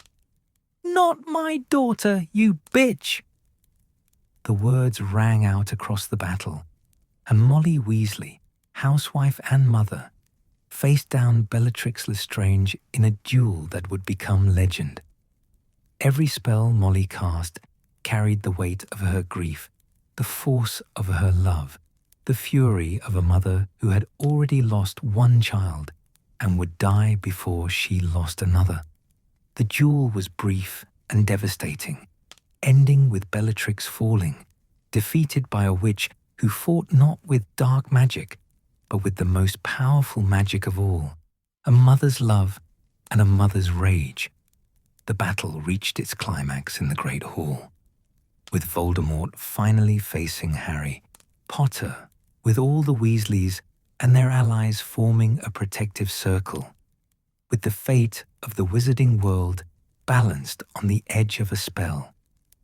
When Voldemort's final curse rebounded upon him, when his body fell lifeless to the stone floor, when the Death Eaters fled or surrendered, and the battle finally ended, the Weasley family collapsed together in exhausted relief and overwhelming grief. They had won. The war was over. Voldemort was truly, permanently destroyed. But the victory tasted of ashes in their mouths, because Fred would never know that they had won, would never joke about their triumph, would never invent new magical tricks in a world free from darkness. The price of victory, they learned that day, could be almost too high to bear. As dawn broke over the shattered castle, painting the sky in colors of pink and gold, the Weasley family sat together in the Great Hall, too exhausted for words, too wounded for comfort. George sat beside Fred's body, his hand resting on his twin's chest, feeling the stillness where a heartbeat should have been. Percy, his face aged years in a single night, kept whispering apologies that Fred could not hear. Molly held Arthur's hand with bruising force, as though afraid that if she let go, she might lose him too. Ron and Ginny leaned against each other, siblings bound even tighter by shared loss. Bill and Charlie flanked their family, sentinels even now, watching over those they loved. The sun rose on a world forever changed, on a family forever marked by loss, on a victory that would always be tinged with the bitter knowledge of its cost. But they were together, the Weasleys, and together they would find a way to carry on, to honor Fred's memory, to rebuild in a world he had helped to save. The days immediately following the Battle of Hogwarts passed in a blur of funerals and ministry investigations, of reporters seeking stories and well-wishers offering condolences that could not ease the ache of loss. Fred's funeral was held on a grey morning at the Burrow, the garden filled with everyone whose lives he had touched, family and friends, former classmates and customers from the joke shop, order members and Hogwarts professors. George stood at the graveside like a statue, his face empty of expression, as though all emotion had been burned out of him in that terrible moment when half his soul had been torn away. The family gathered afterward in the kitchen that had always been the heart of their home, but the laughter that had once filled these walls seemed to have died with Fred. Molly moved through the motions of hosting, providing tea and food that no one could taste, her hands busy because stillness meant thinking, and thinking meant feeling the vast emptiness where Fred's presence should have been. Arthur sat at the head of the table, suddenly looking older than his years, his eyes distant as though seeing ghosts in the corners of the room. George disappeared the day after the funeral, and, for 3 terrible days, the family feared they had lost him too, that grief had driven him to some desperate action. But he had simply gone to the joke shop, had locked himself inside Weasley's Wizard Wheezes, and sat among the products he and Fred had created together, surrounded by the physical evidence of their shared genius, their joint dreams. When Ron finally found him there, George was crying, the first tears he had shed since Fred's death, and Ron simply sat beside his brother in silence, offering the presence that was all anyone could offer in the face of such loss. Percy, too, struggled beneath a burden of guilt that threatened to crush him. He had wasted years in estrangement, years he could have spent with Fred, years lost to pride and ambition and foolish certainty that rules mattered more than family. His siblings tried to comfort him, to remind him that he had returned, that he had fought beside them in the end. But Percy could not forgive himself as easily as they forgave him. He threw himself into helping with the post-war reconstruction efforts at the ministry, working 18-hour days as though exhaustion might be a suitable penance for time wasted. But slowly, gradually, like winter giving way to spring, healing began. It started in small ways, Molly laughing at one of George's hollow attempts at humor, then looking guilty for the laughter until Arthur reminded her gently that Fred would want them to laugh. Ron returning to helping George at the shop, his presence filling some small portion of the emptiness, his steadiness anchoring George when grief threatened to sweep him away. Ginny playing Quidditch again, her fierce joy in flight reminding them all that life continued, that beauty and excitement still existed in the world. George made the decision to keep Weasley's Wizard Wheezes open, though the thought of running it alone seemed impossible. Fred would haunt me if I let our dream die with him, he said one evening at dinner, the first time he had spoken Fred's name without his voice breaking. Ron, who had been considering Aura training alongside Harry, surprised everyone by offering to help full-time at the shop. "Just until you're back on your feet," Ron said, though both brothers knew it might be longer than that, might be forever, and that was all right. Together, George and Ron learned to run the shop that Fred and George had built. It was different now. Ron's humor was gentler than Fred's had been, his presence steadier and less chaotic. But the shop survived, thrived even, becoming a monument to Fred's memory, while also evolving into something new. George created a special section in the store, a small alcove where Fred's portrait hung, painted from photographs by a skilled artist, and where some of Fred's original invention notes were displayed under glass.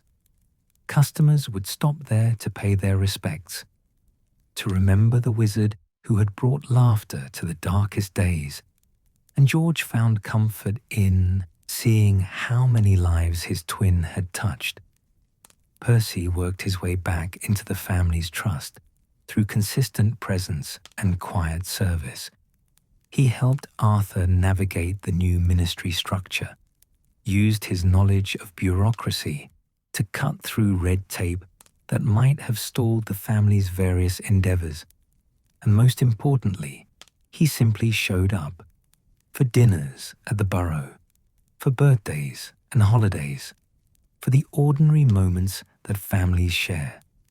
His relationship with his siblings would never be quite what it had been before his estrangement, but it became something real again, built on humility and sustained effort rather than childhood familiarity. Bill and Fleur, who had postponed any thoughts of starting a family during the war years, welcomed their first child in 2001. Victoire, a beautiful girl with her mother's silvery blonde hair and her father's courage. The baby's arrival brought joy back to the Burrow in a way nothing else had managed. Her tiny presence a reminder that life continued, that new generations would carry forward the Weasley legacy. Molly held her first grandchild and wept, tears of joy mixed with grief that Fred would never meet this child, would never be an uncle to her or to any of the children who would follow. But Victoire was only the first.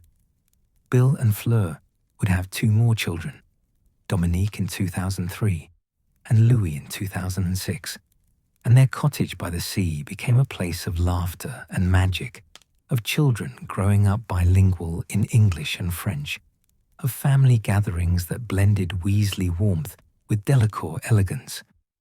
Bill had returned to curse-breaking work, though he travelled less than he once had, choosing to take assignments that kept him close to his growing family. Fleur, who had proven herself fierce in battle, proved equally fierce in motherhood, protective and loving in equal measure. Charlie remained in Romania, his work with dragons still his primary passion, though he visited Britain more frequently after the war, recognizing how precious family time was, how quickly it could be lost. He never married, never had children of his own, but he became the favorite uncle to all his nieces and nephews, arriving at the Burrow with stories of dragons and distant lands, bringing exotic presents and teaching the children to respect magical creatures while maintaining healthy caution. His life was full and rich in its own way, proof that happiness could take many forms, that not everyone needed a traditional family to lead a meaningful existence. Percy married a witch named Audrey in 2000, a quiet ceremony that reflected his newly modest approach to life. Audrey was a Muggle-born witch who worked in the Ministry's Department of Magical Accidents and Catastrophes, and she possessed a dry wit that balanced Percy's seriousness beautifully.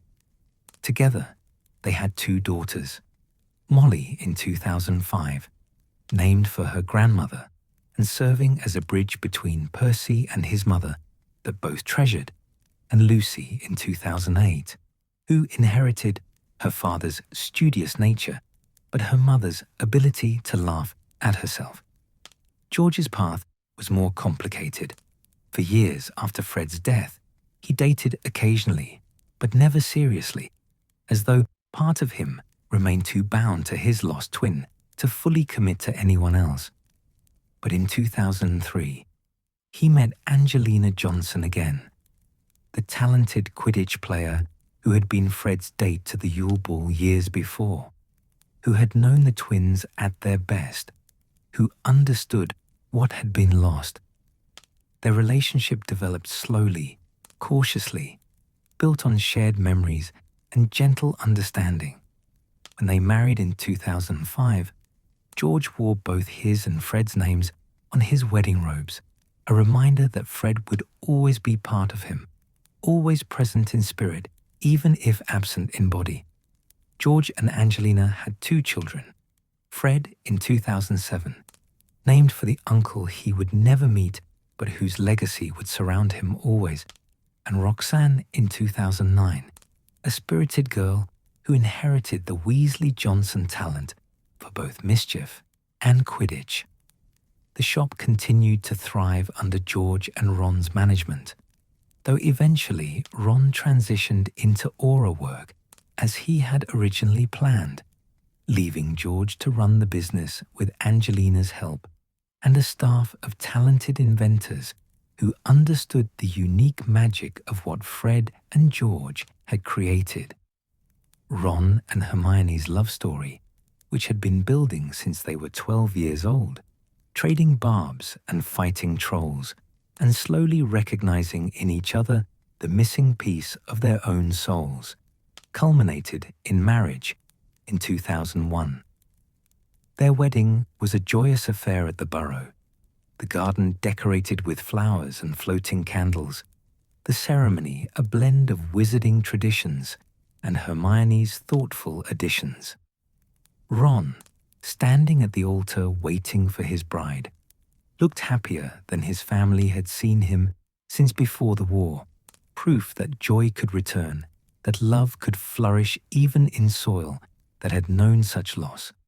Ron and Hermione had 2 children, Rose in 2006, brilliant and bossy and beloved, with her mother's intelligence and her father's strategic mind and loyalty, and Hugo in 2008, more easygoing than his sister, with a gift for making friends and a talent for chess that made his father proud.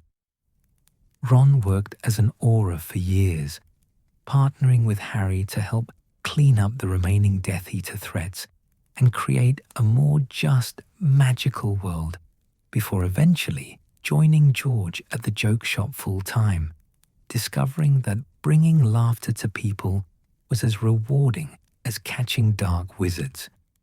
Hermione's career was characteristically impressive. She worked in the department for the regulation and control of magical creatures, successfully campaigning for better treatment of house elves and other magical beings before moving to the Department of Magical Law Enforcement, where she systematically dismantled discriminatory legislation and helped create a more equitable society. Eventually, her brilliance and dedication led to her appointment as Minister for Magic, the first Muggle-born to hold the position, a triumph that represented how far the wizarding world had come from the dark days of Voldemort's rule.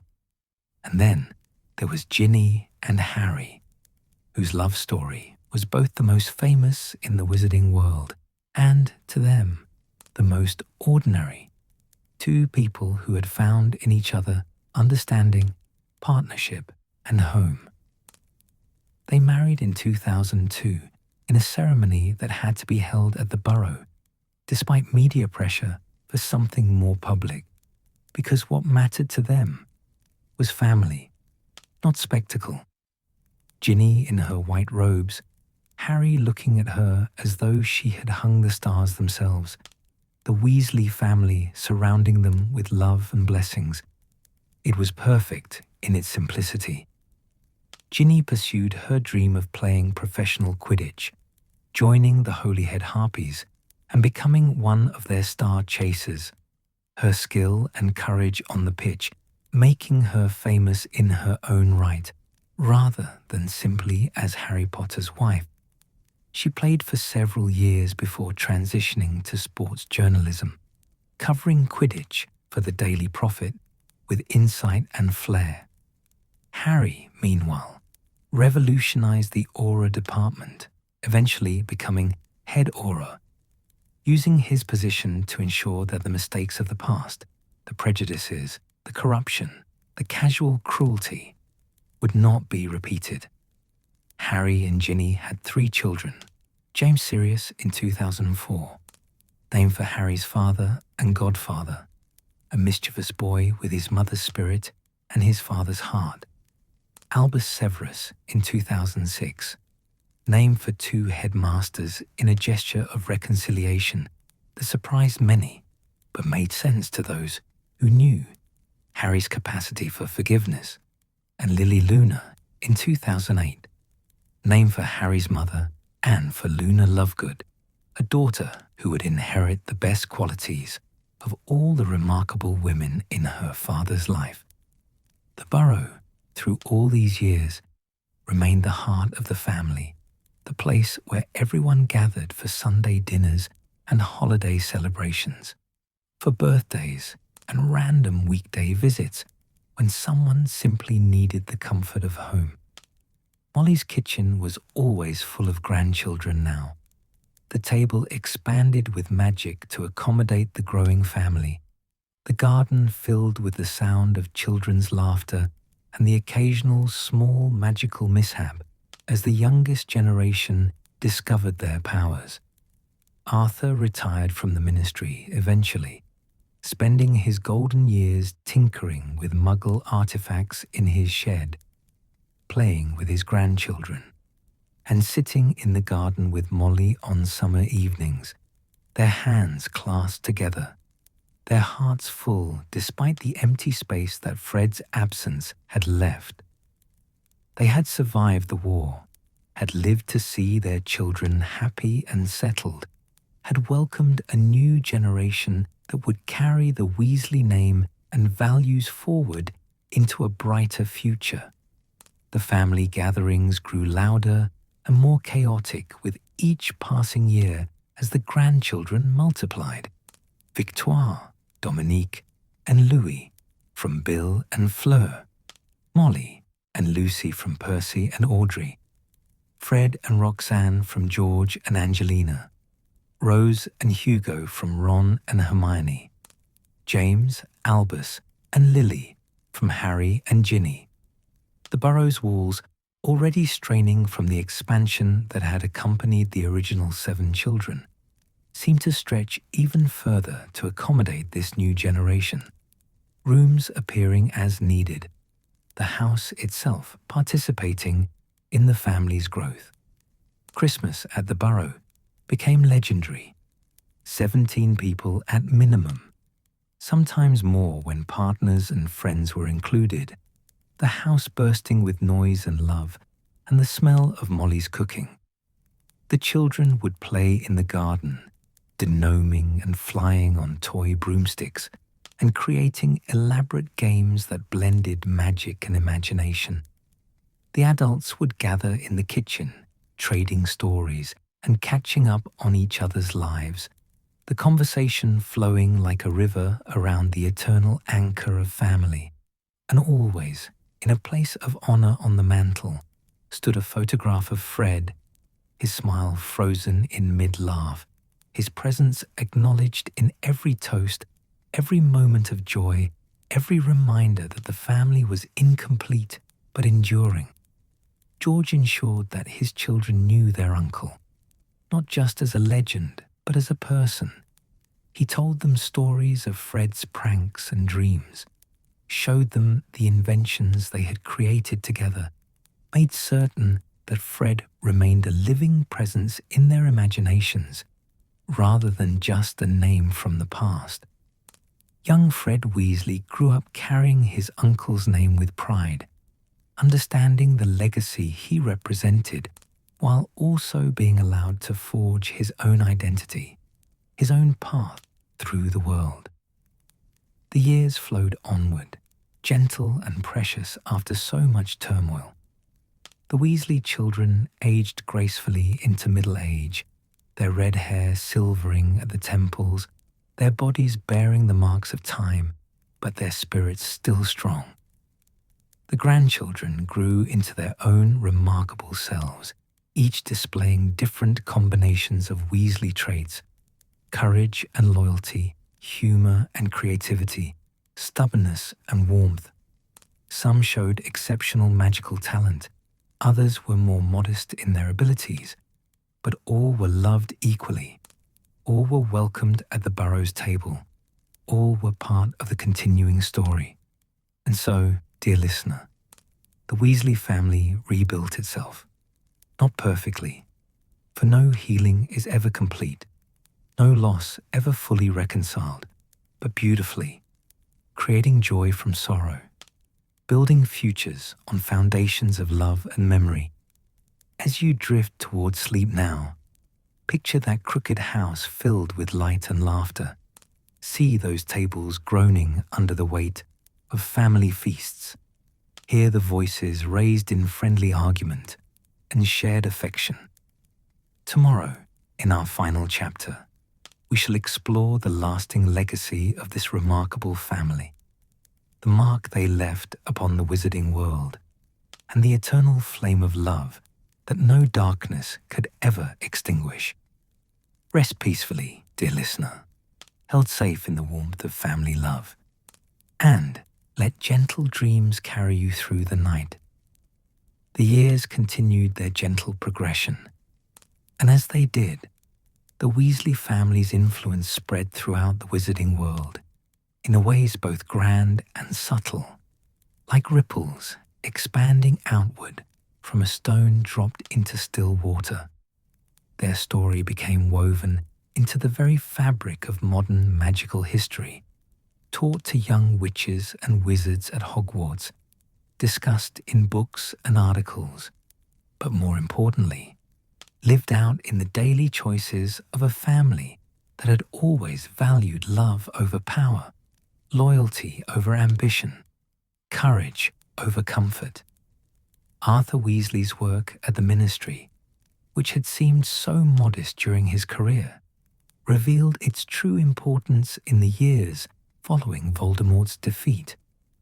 The Muggle Protection Act that he had championed for decades finally gained the support it deserved, and Arthur lived to see comprehensive legislation passed that not only protected Muggles from magical harm, but also established frameworks for peaceful coexistence between the magical and non-magical worlds. His fascination with Muggle culture, once seen as eccentric or even embarrassing by his children, was recognized as visionary, a pure-blood wizard who had understood decades before others that the future lay not in separation and prejudice, but in understanding and cooperation. In his retirement, Arthur became something of an ambassador, lecturing occasionally at Hogwarts about Muggle studies, his presentations filled with genuine enthusiasm and whimsical observations that made students laugh while also opening their minds to new perspectives. He maintained his collection of Muggle artifacts, which by now had grown to museum-worthy proportions, and the shed behind the Burrow became a place where grandchildren could explore the fascinating world beyond magic, learning that wonder existed in both realms, that a simple rubber duck could inspire as much curiosity as the most complex spell.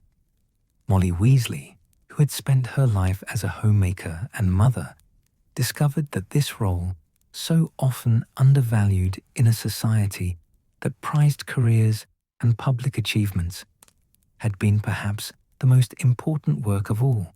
She had raised 7 children in a home filled with love, despite material poverty, had created an environment where each child knew they were cherished for who they were rather than what they accomplished. Her cooking, her fierce protectiveness, her ability to make the Burrow feel like a haven for anyone who needed shelter.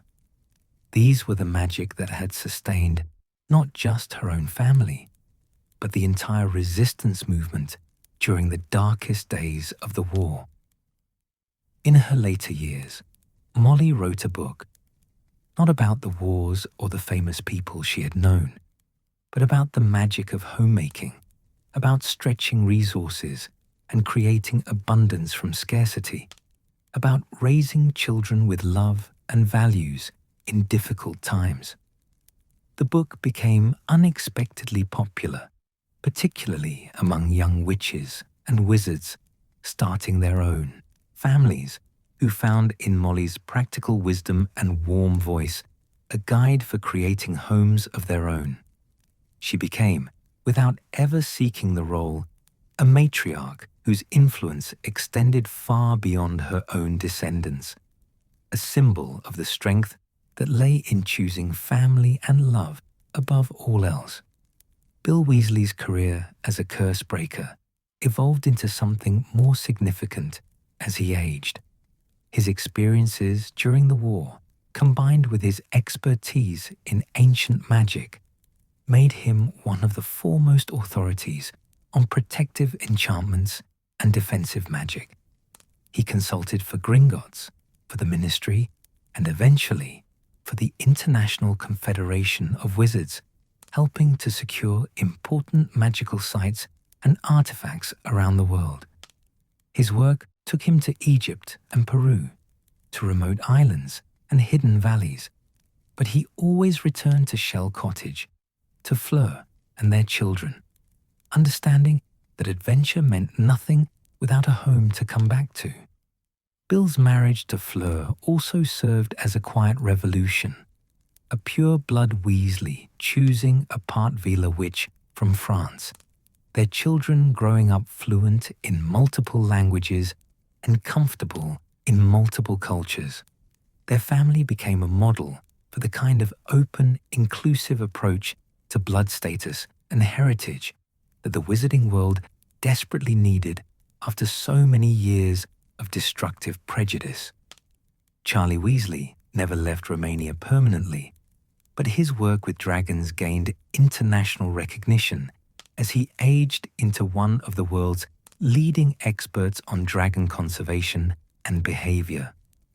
He established programs that helped wizards and dragons coexist more safely, created sanctuaries where endangered dragon species could recover, and trained a new generation of dragon handlers who approached these magnificent creatures with the same respect and understanding that Charlie himself had pioneered. He remained unmarried, but his life was rich with purpose and connection.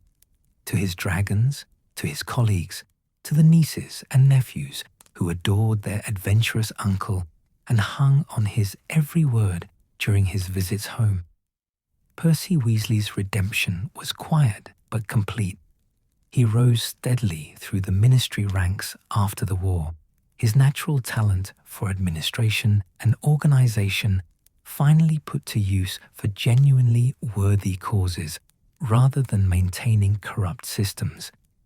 He helped restructure the Department of International Magical Cooperation, working to heal the rifts between magical communities that Voldemort's reign had deepened. His work was thorough and unglamorous, the kind of behind-the-scenes effort that rarely received recognition, but that was essential for building a better society. More importantly, Percy became a devoted family man, his wife Audrey and their daughters grounding him in what truly mattered. He attended every family gathering at the Burrow without fail, arrived early to help his mother with preparations, and stayed late to help his father with cleanup. He never spoke publicly about his years of estrangement, but those who knew him could see how those mistakes had shaped him, how they had taught him humility and the priceless value of family bonds. His relationship with his siblings healed slowly but genuinely, built on years of consistent presence and quiet amends. George Weasley's legacy was perhaps the most bittersweet and the most powerful. Weasley's Wizard Wheezes became an institution, not just a joke shop, but a symbol of resilience and joy, proof that laughter could survive even the darkest times. The business expanded over the years, first to a second location in Hogsmeade, then to shops in several major wizarding communities around the world. George developed new products constantly, his creativity undiminished by loss, though those who knew him well understood that every invention was, in some way, a tribute to Fred, a continuation of their shared dream. George's portrait of Fred became almost as famous as the shop itself. The magical portrait, which had taken years to commission from the finest portrait artist in Britain, captured Fred's essence perfectly. His mischievous grin, his quick wit, his ability to find humor in any situation. The portrait hung in the original Diagon Alley shop, and it was said that Fred's painted form would sometimes offer advice to customers, suggest pranks to aspiring mischief makers, and occasionally critique George's newer inventions with brotherly honesty. Whether the portrait truly contained some fragment of Fred's spirit, or simply reflected George's memories so perfectly that it seemed alive, no one could say, but it brought comfort to George and to everyone who had loved Fred. George's children, young Fred and Roxanne, grew up surrounded by their uncle's legacy, but also given space to be themselves. Young Fred inherited his uncle's and father's gift for magical invention, eventually joining the family business and bringing new innovations that would have made his namesake proud. Roxanne became a professional Quidditch player, her talent and determination reminiscent of her mother Angelina's glory days, proving that Weasley children could excel in any field they chose. Ron Weasley's journey from insecure youngest brother to confident adult became, in its own way, an inspiration to ordinary witches and wizards everywhere. He had stood beside the boy who lived, not because he sought glory, but because Harry was his friend, because loyalty mattered more than safety, because doing the right thing was more important than doing the easy thing. His work as an aura helped clean up the post-war chaos, and his eventual transition to helping run Weasley's Wizard Wheezes showed that there was no single path to a meaningful life, that it was never too late to change direction if your heart called you elsewhere. Ron's marriage to Hermione Granger, the brilliant Muggle-born witch who became Minister for Magic, was itself a powerful statement about the changes sweeping through wizarding society. Their partnership was one of equals, both supporting each other's careers and dreams while also raising their children with the values they had learned through their own struggles. Ron never sought the spotlight that constantly found Hermione, content to be the steady presence behind her public achievements, proof that strength came in many forms, that supporting others' success was its own kind of heroism. Rose and Hugo Weasley grew up in a household that valued education and curiosity, justice and kindness. Rose, brilliant like her mother, but with her father's emotional intelligence and loyalty, would eventually follow Hermione into magical law, working to continue the reforms her mother had begun. Hugo, more easygoing but no less capable, found his calling in magical creature welfare, working alongside his Uncle Charlie on various conservation projects.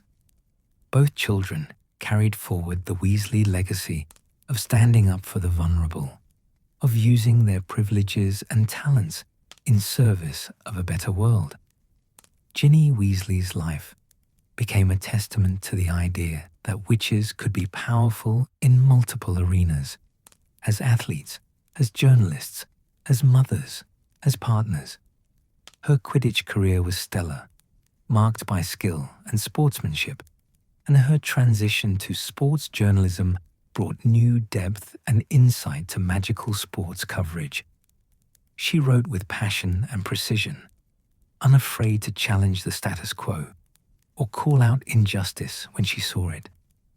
Her columns in the Daily Prophet were widely read and influential, shaping public opinion on matters ranging from Quidditch regulations to broader social issues. But perhaps Ginny's greatest legacy was simply being herself, fierce and funny, strong and soft, refusing to be diminished by anyone or anything. She raised her 3 children with Harry to be brave without being reckless, kind without being weak, to question authority while respecting wisdom, to honor their famous father's legacy while also forging their own identities. James, Albus, and Lily Potter grew up knowing they were Weasleys as much as they were Potters, that their red-headed aunts and uncles and cousins were as much their family as any blood relation could be. The Burrow itself became legendary as the years passed, that crooked house that had somehow survived everything, poverty and war, grief and joy, the weight of 7 children, and eventually dozens of grandchildren. It stood as a physical manifestation of everything the Weasley family represented, imperfect but enduring, chaotic but loving, held together not by perfection, but by the unbreakable bonds of family. Magical historians studied its construction, trying to understand how a building that defied every architectural principle continued to stand, and they eventually concluded that the house was held up by the same force that held the family together. Love, pure and simple. The garden behind the Burrow, where generations of Weasley children had played and grown, became almost sacred ground. The gnomes still burrowed there, the chickens still clucked in their coop, and Molly's enchanted vegetables still produced impossible yields. But now there was also a small memorial stone, placed in a quiet corner beneath an old oak tree, bearing Fred's name and the simple inscription, "He made us laugh, even in darkness."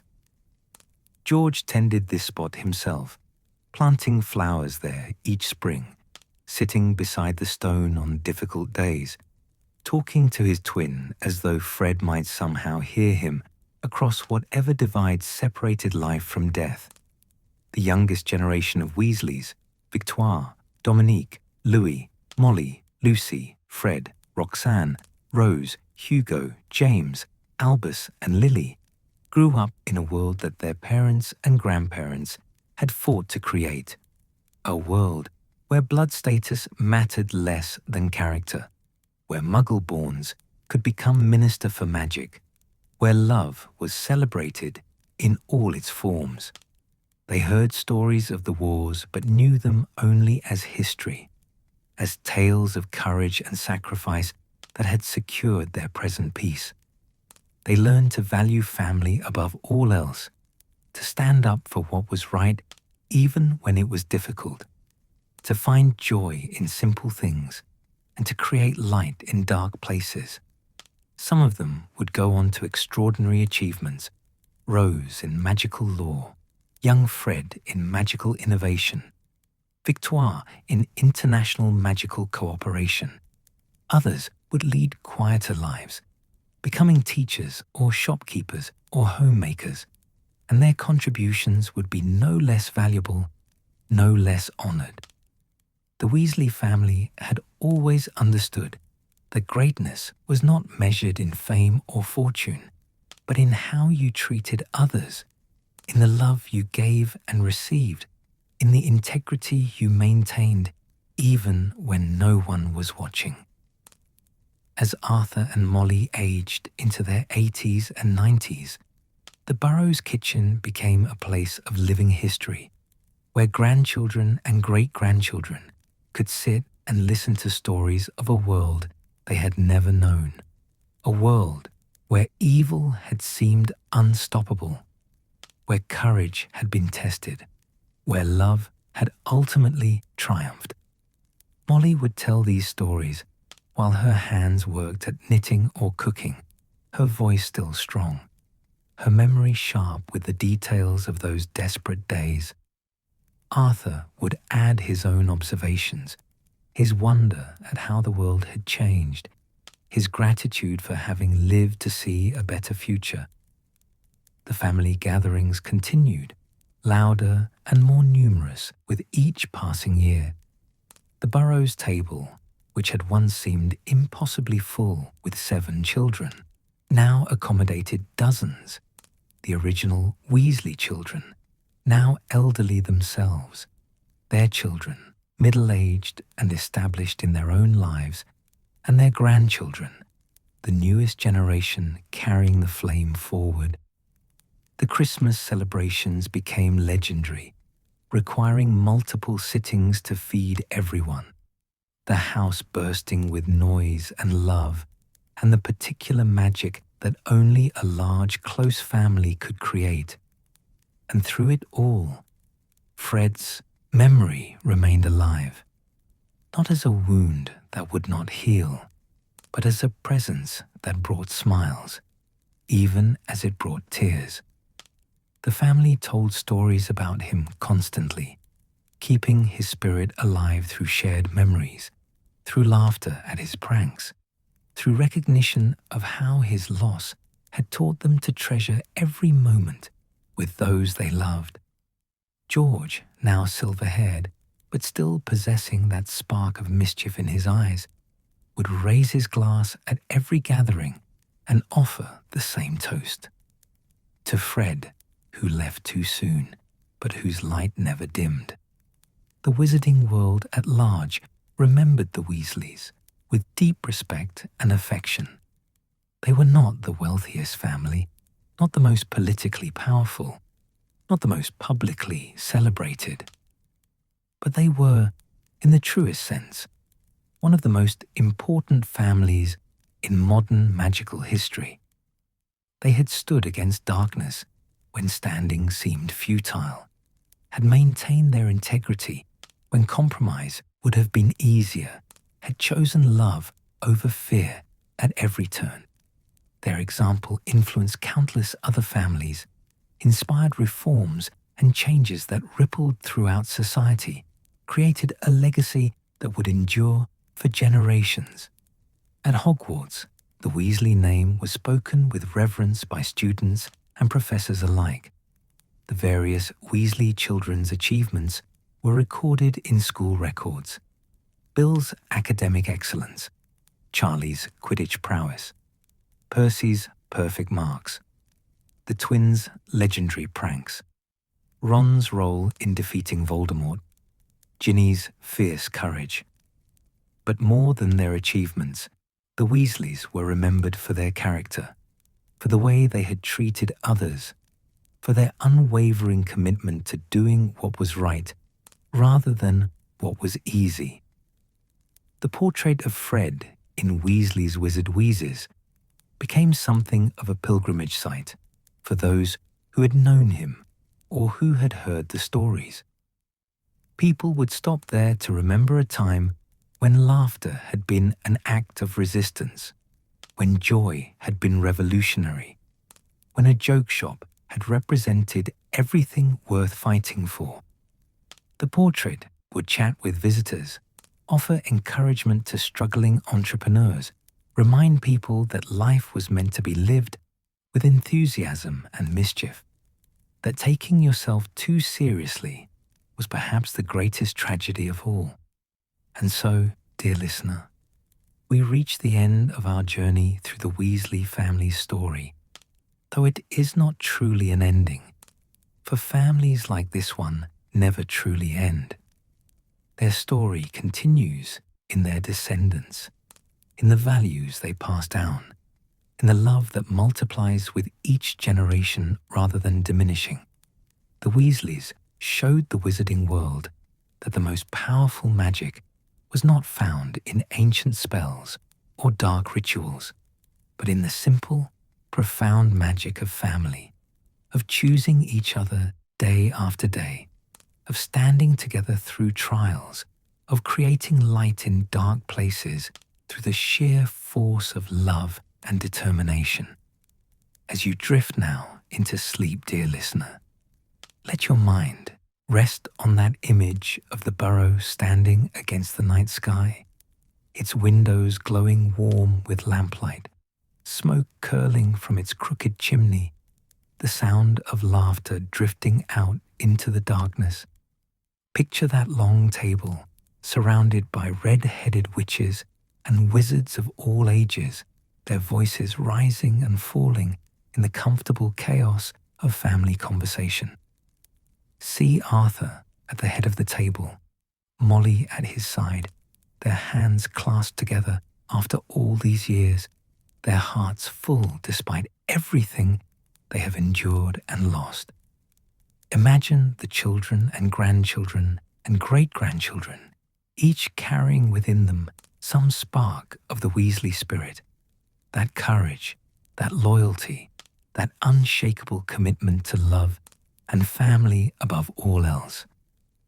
The Weasley family story is one of ordinary people choosing to be extraordinary through their commitment to each other and to what was right. They were not perfect. They argued and made mistakes, struggled with jealousy and insecurity, sometimes failed to understand each other or to live up to their own ideals. But they kept choosing love, kept choosing family, kept choosing to stand up and fight when fighting seemed hopeless. And in doing so, they changed their world, left it better than they found it, created a legacy that would endure long after the last Weasley had passed from this life into whatever lay beyond. Rest now, dear listener, wrapped in the warmth of this story, held safe in the knowledge that love endures, that family matters, that the light we kindle in the world continues burning long after we ourselves have gone.